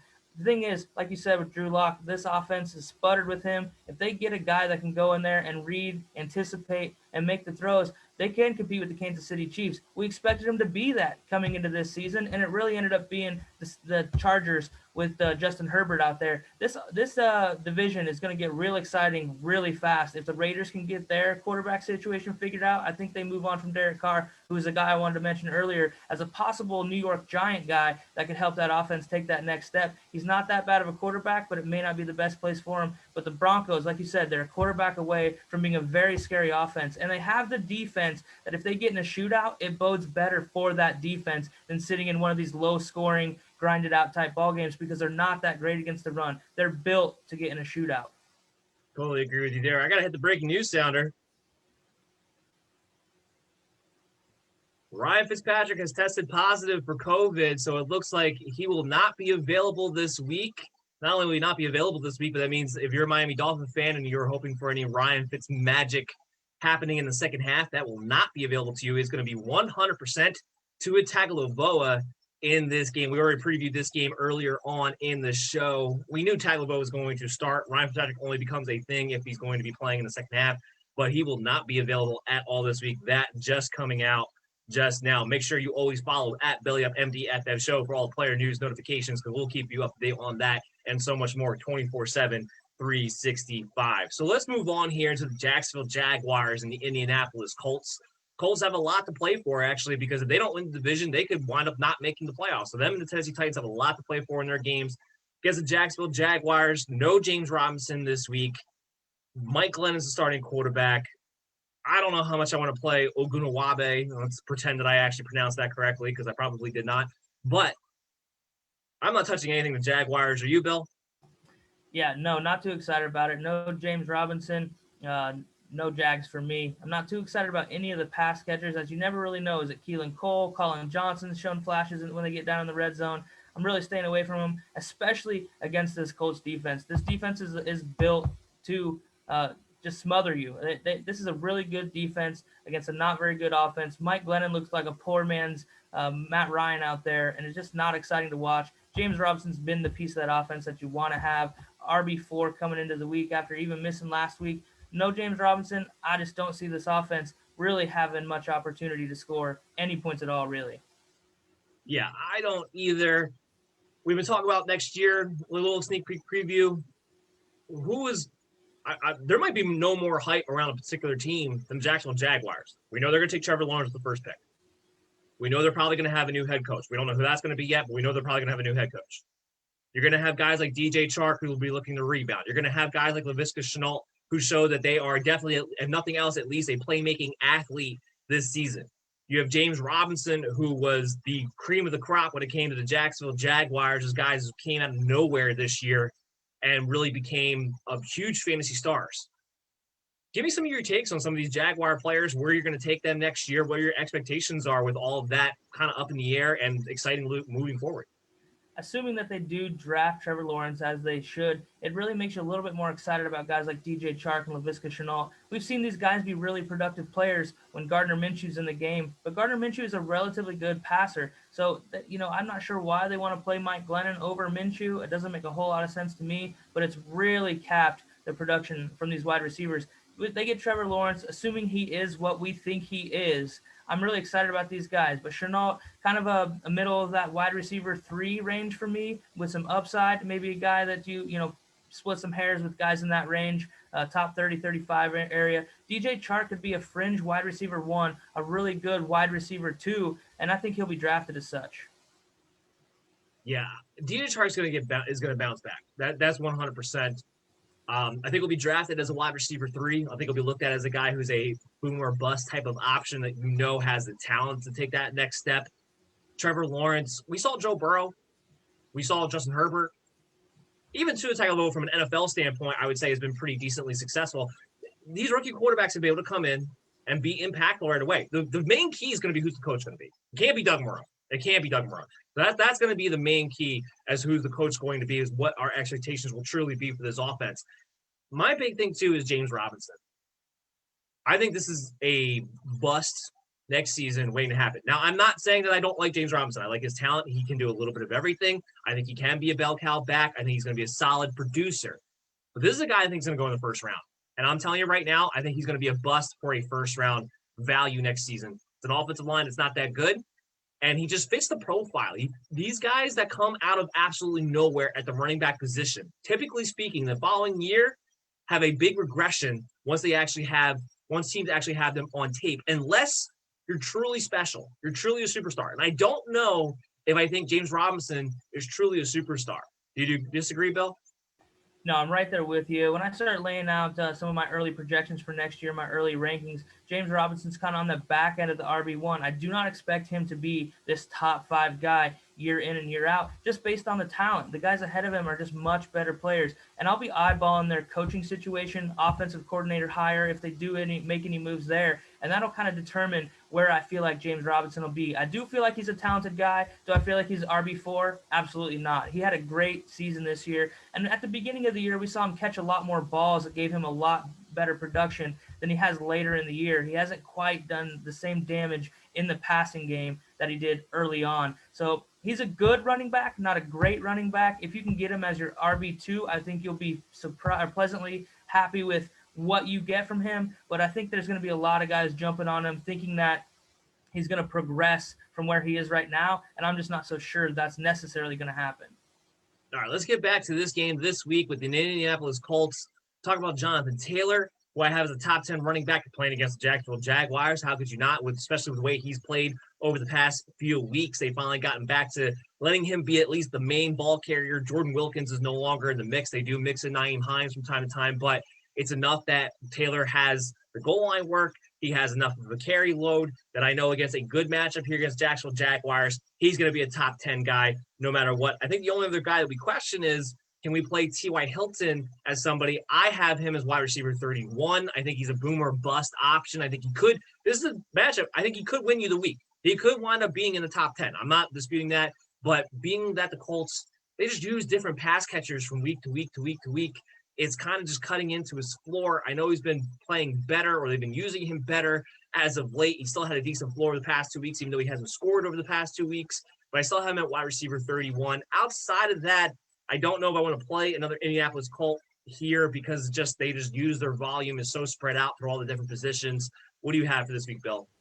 Yeah, I'm right there with you with T.Y. Hilton. Personal favorite of mine. I love this guy, the Ghost. He can get deep on anybody. And at the beginning of the year, week 1, this Jacksonville Jaguars team got their lone win against these Colts. I think the Colts try to make a statement here. T.Y. Hilton had 9 targets in that game, even though his stat line wasn't that great. Now with the rapport with Phillip Rivers that we've seen late in the season, the last 5 games, T.Y. Hilton's really kind of come back to his pass-catching form that we know and love. I think he's kind of a boomer bust play. He could have 4 catches for 50 yards again, or he could have that 5 for 110 in that long touchdown. The one guy I'm really excited about for the Colts this week, Jonathan Taylor, RB7 on the year. He needs 84 yards and a score to hit 1,000 yards and 10 touchdowns for a guy that really got off to a slow start to the season and really coming on strong. But I'm not expecting a ton out of the Colts passing game, even against this Jags defense, because they're without Anthony Costanzo. When he's not in the game, it really kills their yards per play average. And obviously, Phillip Rivers isn't going to be able to sit back there as long as he typically would and let those deep shots develop. They got to get the run game going to take care of business here, and I think they ride Jonathan Taylor, and he'll get momentum going. I think he has a really big game this week. He could be RB1, 2 type of performance and hit pay dirt multiple times. Taylor's going to be another enigma next season. I believe in the talent. I believe in the skill set. I don't know if I believe in the coach, in the rotation, in the team. That's one thing that worries me. Taylor, I think, is somebody that I'm going to want to take as a RB2 with potential for more next year. Probably a 3rd round is where I would probably have him valued at, maybe just a notch below some of those other top-end guys, because Nyheim Hines isn't going anywhere, because you're going to have to worry about Frank Reich rotating. What do you have Jonathan Taylor for heading into next season? I think this guy's a bona fide RB1. Like you said, I believe in the talent. He's not your typical Wisconsin running back. Those guys are usually coming out missing a step of speed, and that was kind of the knock on Jonathan Taylor earlier in his career. Obviously put a lot of work into that with the 4.340 at the combine, and we've seen that breakaway speed come into play in the NFL. This guy has legitimate speed. It's not just 40-yard in the underwear Olympics type speed. On the field, we've seen it. Behind that offensive line, it's really hard to pass on a guy who's going to get the carries, and he's behind a great O-line. This is like a Zeke situation a couple years ago in Dallas. Maybe not the same player as a Zeke, but when that offensive line gives you 3-4 yards before you get hit, the ceiling is up there for me. I'm high on Jonathan Taylor, and I really like what I've seen as of late. The big question mark for me, though, with him, looking at next year, what are they going to do at quarterback? I'm not hip on Rivers. I doubt he comes back. Jacoby Brissett's not going to be the guy there. What do they do? Do they make a play for Wentz somehow, some way, make the money work there? Or what do they do? The quarterback situation will affect how I feel about Jonathan Taylor and which guys I'm willing to draft him over kind of in that mid-range, low-end RB1. 100% agree. That's what I was just about to get into. I disagree with you on one thing. I think Phil Rivers is coming back. They have that team option. Frank Reich's already talked about wanting to bring him back for another season. And that's kind of where I hesitate on Jonathan Taylor, because that means Nyheim Hines will still be a factor enough where his ceiling will get limited in some games. And that's why I stay away, or I hesitate on the idea of drafting Jonathan Taylor as an RB1, even though he very well could be and should be next season. It's because of that factor. I believe Philip Rivers will be back again next season, unfortunately. Let's move into the Chargers and the Kansas City Chiefs here. The Chiefs, they've already come out. They're benching Mahomes. They're benching Le'Veon Bell because he didn't practice yesterday. So it sounds like it's going to be Darrell Williams and Darwin Thompson are going to be the two running backs. They're benching Travis Kelce. They're benching Tyreek Hill. Sammy Watkins is banged up, so he won't be out there. So you're talking to Marcus Robinson. You're talking Mecole Hardman. You're talking Darrell Williams. You're talking Darwin Thompson with Chad Henne at quarterback. Are you playing anything? Yeah, I'm not too excited about any of these guys. I will say Darrell Williams might be an interesting play because he's going to get the volume. Le'Veon Bell missing a little bit of practice time with a banged-up knee, and I think they need him healthy in the playoffs. It's just a guy that the defense respects a little bit different. But we've seen Darrell Williams have some really good games. He's been very productive in a little limited opportunity and when he's had to plug in previous years when guys are going down with injury. So I do like him on the Kansas City side of the ball. Other than that, maybe if you're needing a really, really, really high ceiling, I mean, this is a boom or bust. I mean, 3 points or nothing or a big boom. Mecole Hardman, he's going to be in there getting a little more targets than we would typically see. This guy's fast, and I think they might have some fun trying to get him the ball. However, don't bank on it. If you're in the mood for some fun, maybe throw him in there. That would be about it, because I think the Chargers are going to score in this game, and they want to let the Chiefs know that they're coming. Yeah, I 100% agree with you on that. Harbin, I will look at him for DFS purposes and tournament plays as a contrarian play, as a guy who can take one to the house. But keep in mind, it's Chad Henne at quarterback. You're not going to really get any fluidity on the offensive side of the ball. I'm right there with you with Darrell Williams, though. I have him as a top-end RB3, a low-end RB2 heading into this matchup. He can catch the ball. He can run the ball. I think with you, he's going to get a good amount of volume in this game. And against the Chargers, they have been very good against the run, especially as of late. So I do like Darrell Williams quite a bit. We move on to the Chargers side of the ball to amplify your point of they're going to score points. I would expect them to win this game with Chad Henne as starting quarterback, although Anthony Lynn and the Chargers have proven to be choking away leads before. Justin Herbert's my QB2. Austin Eckler's my RB3. Hunter Henry's a top 10 tight end for me this week. Mike Williams is a wide receiver, too, because we don't expect Keenan Allen to play this week. I got to feel pretty good about all these Charger guys. I know Herbert's been a bit disappointing as of late, but the Chiefs aren't playing for anything this week. They've made that already clear. They have no interest, don't care about winning this game, even though it's a divisional matchup, because the Chargers aren't going to get into the playoffs, even if they win this one. Anyway, Anthony Lynn's coaching for his job. Everyone's trying to get momentum going into next season. I think the Chargers offense, to your point, is going to be pretty good. Am I too high on any of these guys?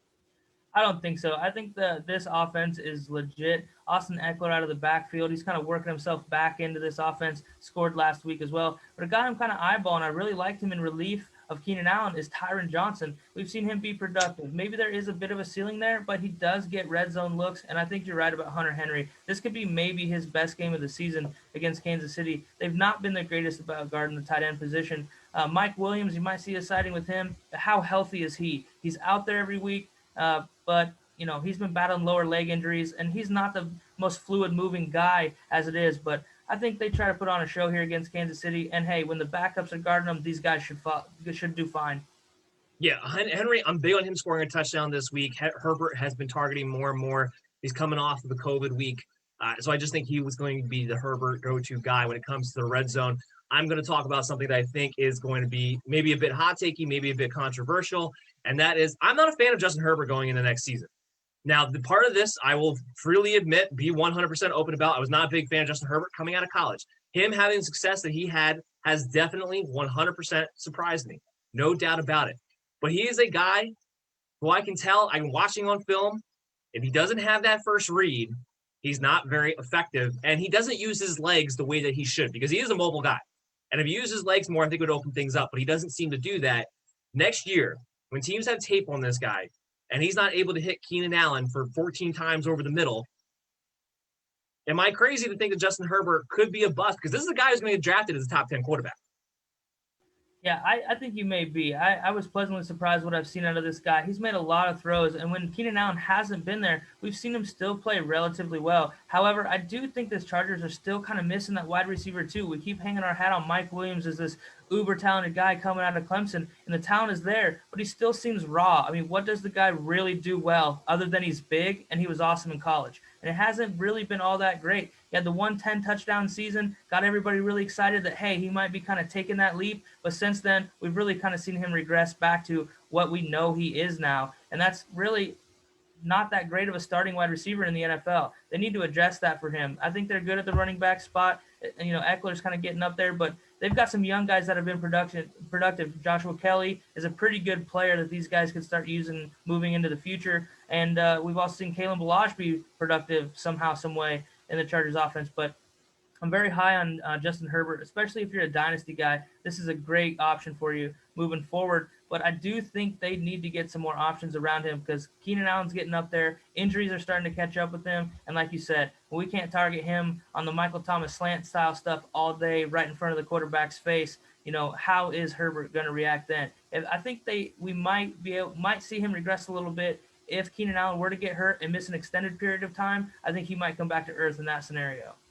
I think Herbert is going to be my General Custard last stand all throughout 2021 heading into the season. Going to be one of my controversial guys heading in there because I have serious questions about him and that Chargers makeup. And we're going to have to see who exactly the head coach is going to be because there's no guarantee it will be Anthony Lynn either. Let's move into the game that probably has the most on the line on both sides of the ball, which is the Arizona Cardinals and the Los Angeles Rams in this one. Rams, unfortunately, for having their playoffs essentially start early, are just going to be well behind the eight ball. We talked about early in the show, Cooper Kupp probably not going to play in this game, probably tested positive for COVID, even though they're not confirming that. But we're going that based on reading between the lines, the fact that he got put on the COVID list on Monday, and they are saying that he's not going to be available this Sunday. So that means you have Robert Woods, no Darrell Henderson, he's on the IR, no Cam Akers, he's on the IR, no Jared Goff. He had to have thumb surgery. You're going to have John Wolford back there as a starting quarterback. Due to volume, I have Malcolm Brown as an RB2. We saw Jeff Wilson play well. You can run the ball in the Arizona Cardinals. I think they're going to have to give him the ball. You're not going to want John Wolford throwing the ball 35, 40 times in this game if you can at all help it. At least it's not going to be the game plan, I think, early on. And Robert Woods being the last man left standing, essentially, because we haven't seen much of Van Jefferson this year. We've only seen Josh Reynolds in spurts. They're going to have to lean on Robert Woods to be the safety blanket for a quarterback with very little experience. I have him as a wide receiver too, but I don't have big ceilings on these guys. And these are the only two players in the Rams that I'm even considering for fantasy football this week. Yeah, I'm right there with you. The Cardinals have allowed the fifth most points to running backs over the last month, and Malcolm Brown has been extremely productive when he's been given the carries. He's a good running back, not a great running back, but the Rams are going to have to rely on him this week with Wolford at quarterback. I don't think Robert Woods is really too interesting of a play. The Cardinals they're all right in the pass game, but Patrick Peterson probably shadows them. This is a funny matchup for the Rams in this situation. If they lose this game, they're really hoping for some help to get into the playoffs. And without their top guys, I mean, they're really kind of limping into this game against a division rival that, we've seen the Cardinals be dangerous. This is a real rough spot for the Rams team coming into this week. Yeah, I am right there with you. And then on the flip side, the Arizona Cardinals, we thought they might be in a really hard spot too, but it does sound like Kyler Murray's been practicing. Sounds like he's going to be available. He's going to play. How mobile he's going to be, I don't know. And we've seen this year when he is not 100% mobile, he is not himself at quarterback. He's not that great. And when he has to be a pocket passer, however, because the Rams are having so much trouble on the offensive side of the ball heading into this game, it might not matter as much. I do have Kyler Murray's top 10 quarterback, but I don't feel great about that. He's more of a top 10 quarterback because of situations in week 17 where you have guys like Mahomes definitely sitting. You have some situations where I can see guys getting sat at halftime. So he winds up being QB 10. But had this been week 16, I don't know that Kyler Murray would be in my top 12 at quarterback. The only guy I really feel decent about because he's going to get the volumes, DeAndre Hopkins. But again, tough matchup against Jalen Ramsey. This Rams defense is playing really well right now. And to go to our point of why we like Malcolm Brown, the Rams' game plan is probably going to be to run the ball and try to win with their defense. They're going to come to play. Hopkins, you have to play him. But again, don't necessarily feel great about the ceiling that he brings to the table. And then Kenyon Drake as RB22 only because he might have a chance to fall in the end zone.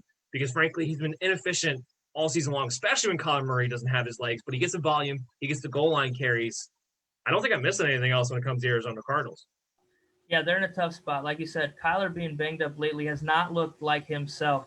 And this offense has kind of sputtered. Even DeAndre Hopkins has had some really pedestrian games. Last time these two teams met, only 52 yards receiving. He did have the touchdown and 8 receptions, giving him a real nice floor that you expect out of DeAndre Hopkins. However, when Kyler's not on the move and he's not making guys get out of position, it's just not the same. And this Rams defense is good. Third fewest points to wide receivers, sixth fewest points to running backs over the last month of the season, and they've been up in that range all year long. And Jalen Ramsey, Shadow, and DeAndre Hopkins is not a very good matchup coming into this game. I really like the under in this game. This is going to be a real low-scoring game. I think the Rams try to suffocate the Cardinals' offense and stick to their running game and keep Kyler and the gang off the field and prevent them from getting into a rhythm. This is a really interesting game, and I'm torn on who I think is going to win this game. But I'll take the Cardinals. I think they might get something late, get down the field, just be able to outscore the Rams if somehow they can stop the run game with Malcolm Brown and limit possessions for the Rams and get a couple extra ones themselves.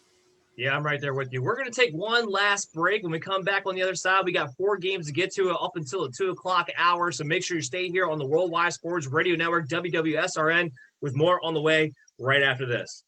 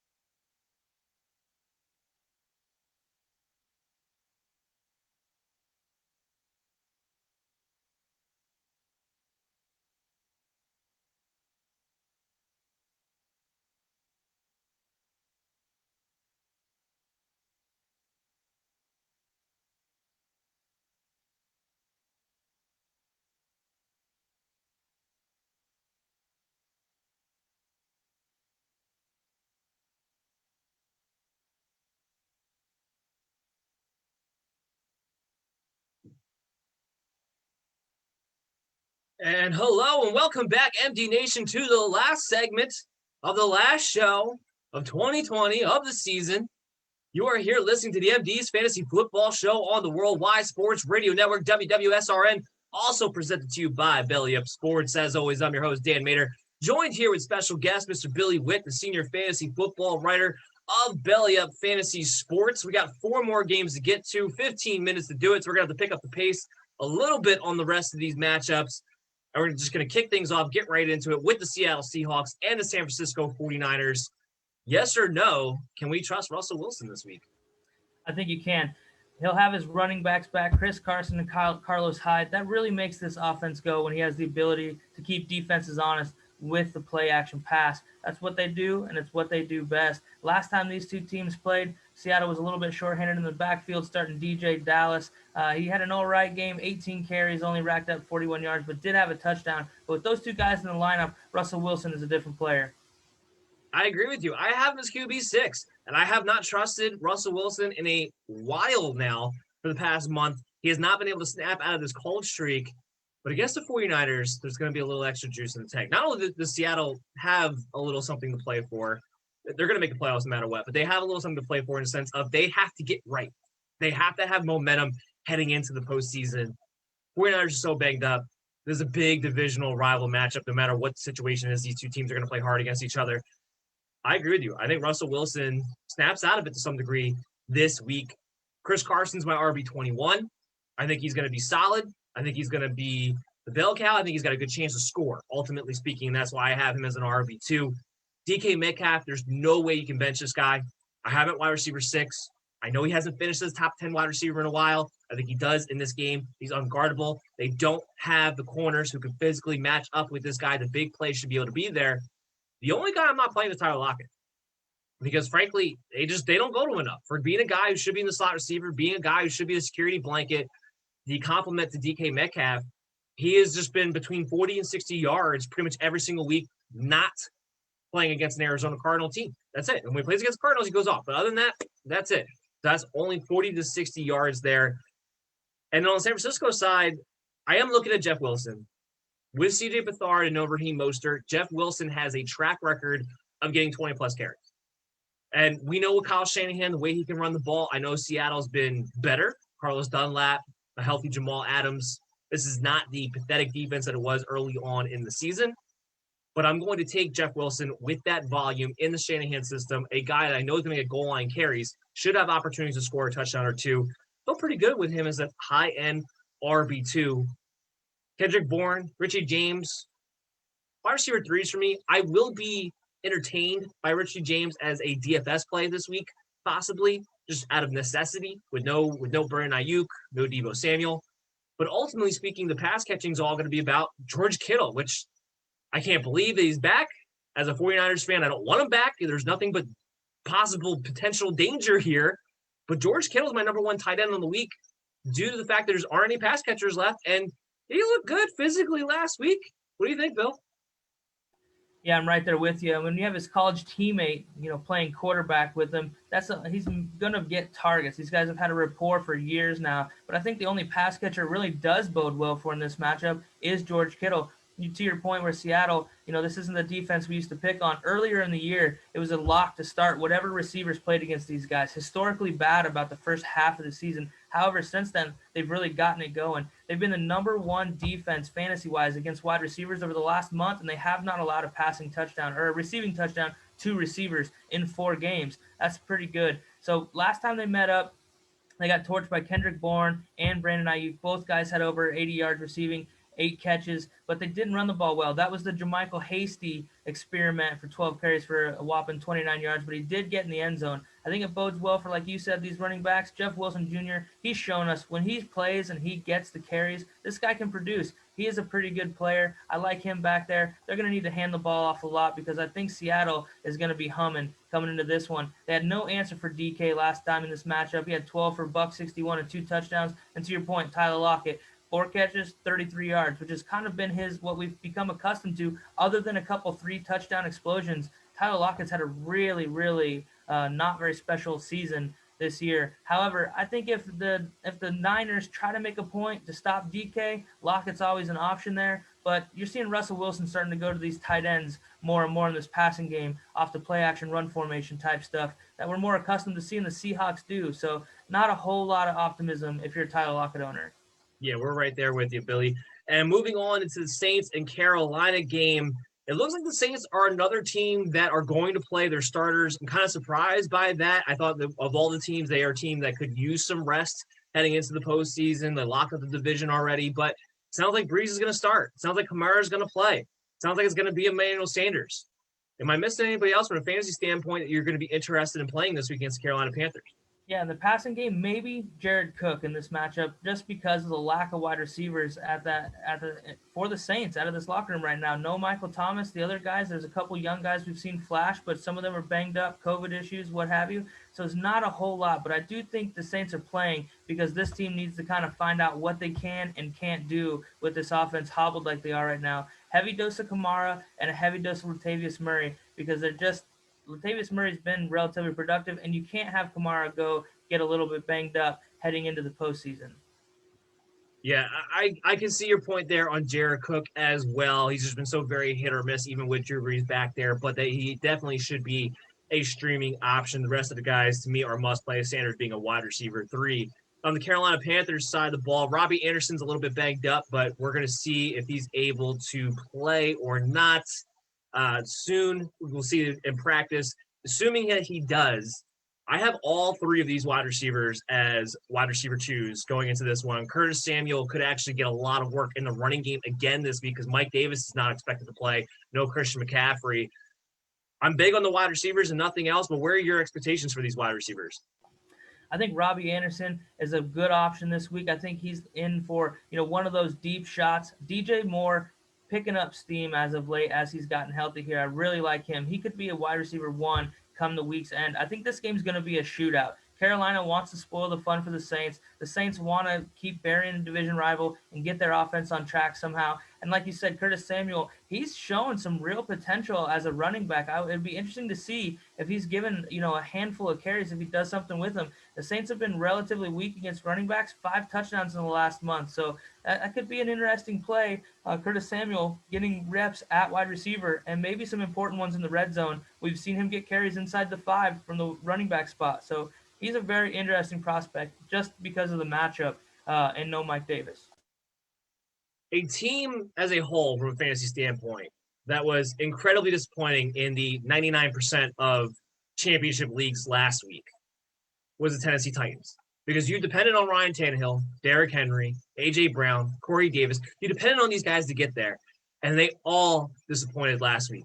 However, if you're in the amateur hour leagues and you're playing in your championships this week, or if you're looking at DFS, going up against the Houston Texans, I'm riding with every single one of these guys, including Corey Davis, who goosed you last week. I don't care. He's been a wide receiver 2 for the majority of the year against the Houston Texans, playing all of these guys with confidence. Is there any reason I shouldn't, or is there anybody else I should add?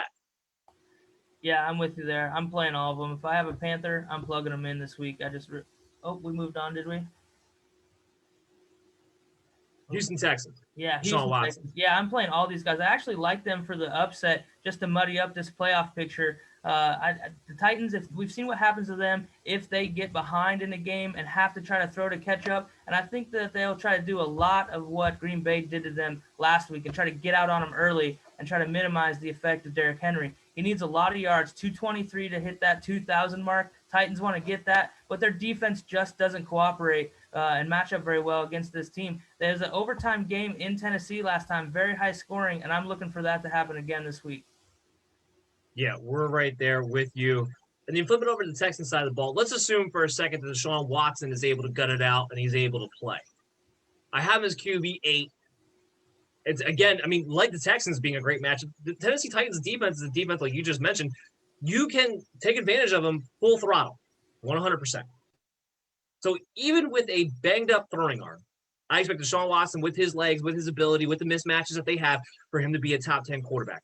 I love David Johnson. He is my RB12, so a low-end RB1 for me this week. Without Duke Johnson, he's getting the volume in the passing game to amplify the fact that he has finally good matchups to be able to run against. And he's looked good over the past couple of weeks. Brandon Cooks, big week against Cincinnati last week. I think he has a big week again this week against the Tennessee Titans. I have him as wide receiver 11.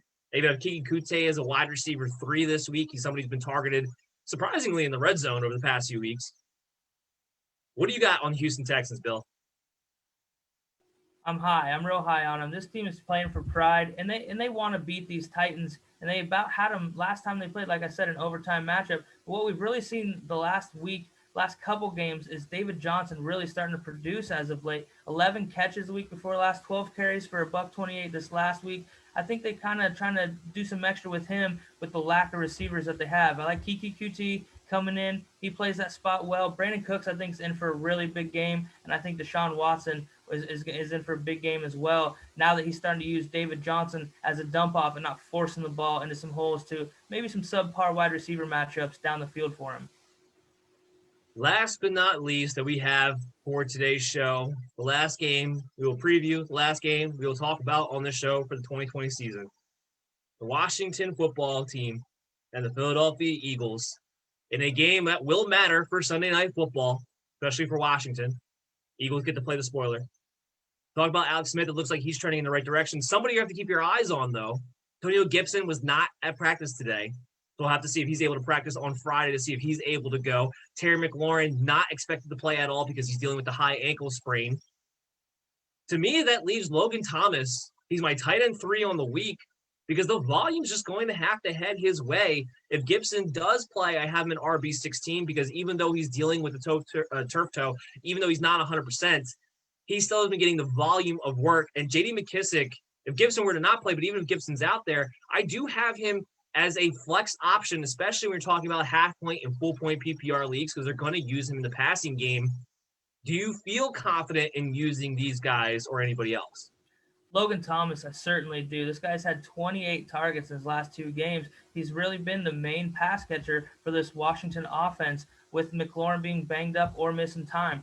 Alex Smith trending in the right direction to play is a big, big deal for this offense. Without him, I really wasn't sure they were going to be able to get it done and get this Division One. I'd like Alex Smith back in the game. He targets Logan Thomas a ton. And hey, this guy's a big playmaker. He's shown flashes of being pretty athletic. And if they're going to target him like this, you have to play this guy. The opportunity is there. No Antonio Gibson really worries me for this team as far as a win or loss scenario. But as far as J.D. McKissic goes, the targets are there for him. And he's shown that, he can do damage in the passing game. Had a nice touchdown last week deep down the sideline. They want to use him. They look for ways to use him. So I feel like if Gibson doesn't play, he's a much better option. However, he's always kind of a nice guy that you could find and plug in if you're in a bad spot and need some PPR, half-point PPR upside. Totally agree with you there. Great breakdown. And last but not least, the Philadelphia Eagles. Hurts is not 100%. He's still going to try to use his legs. I think they're still going to build this offense around RPO, but you're also going up against a top defense in Washington. I have him as QB 15. I don't have him as a QB 1 this week. He's not a must-start for me, even though he has been that for the past few weeks because of the injury, because of the matchup. Miles Sanders is an RB2.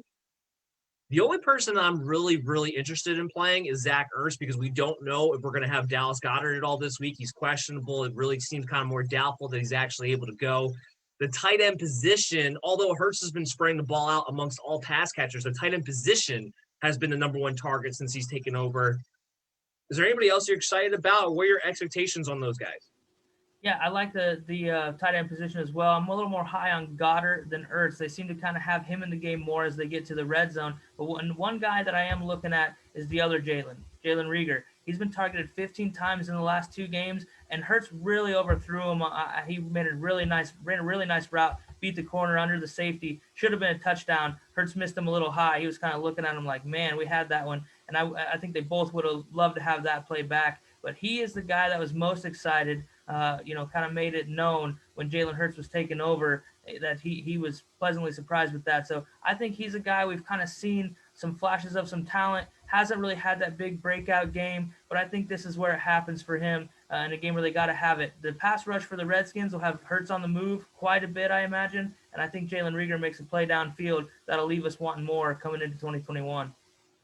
Yeah, Reagor's going to be an interesting one. We even saw Deshaun Jackson, like you mentioned, come in for that one big play last week. He could be a DFS option in my eyes. I wouldn't trust him from a redraft standpoint because The ceiling really hasn't been there yet, although the opportunity has been. But DFS standpoint, you can take that option, that contrarian play there. But I'm with you on that. That's it. That wraps up 2020. That wraps up Week 17, the preview show. That wraps up this season in general for us. We will be back in March. We'll do 1 episode a week until late July. And then from there, we're 2 episodes a week until September. And then we ramp back up to 4 episodes a week during the season. I want to thank MD Nation for being a part of this show, being part of this experience. And this was our 2nd year on this show, going into the 3rd year with exciting times ahead, exciting things ahead. We're going to be even more informative, more entertaining, more special for you guys to help you win your championships. I want to thank my special guest, Mr. Billy Whitt of Belly Up Fantasy Sports, coming on. Billy, where can people find you and follow you throughout the offseason? You can find me on Twitter at bwit24.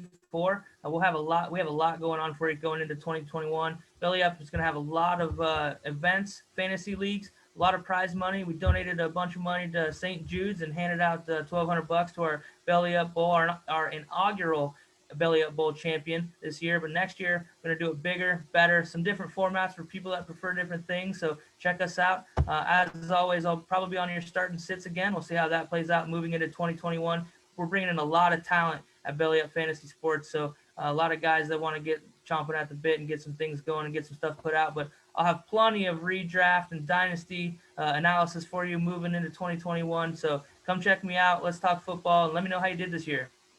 100%. And there's always great content on the Worldwide Sports Radio Network, WWSRN. Follow us all throughout the offseason. We'll keep you up to date on everything going on at Belly Up MDFF Show on social media, Twitter, and or Facebook. We're always available on your favorite streaming app, iHeartRadio, Google Play, Stitcher, Spotify, iTunes, wherever you like to go.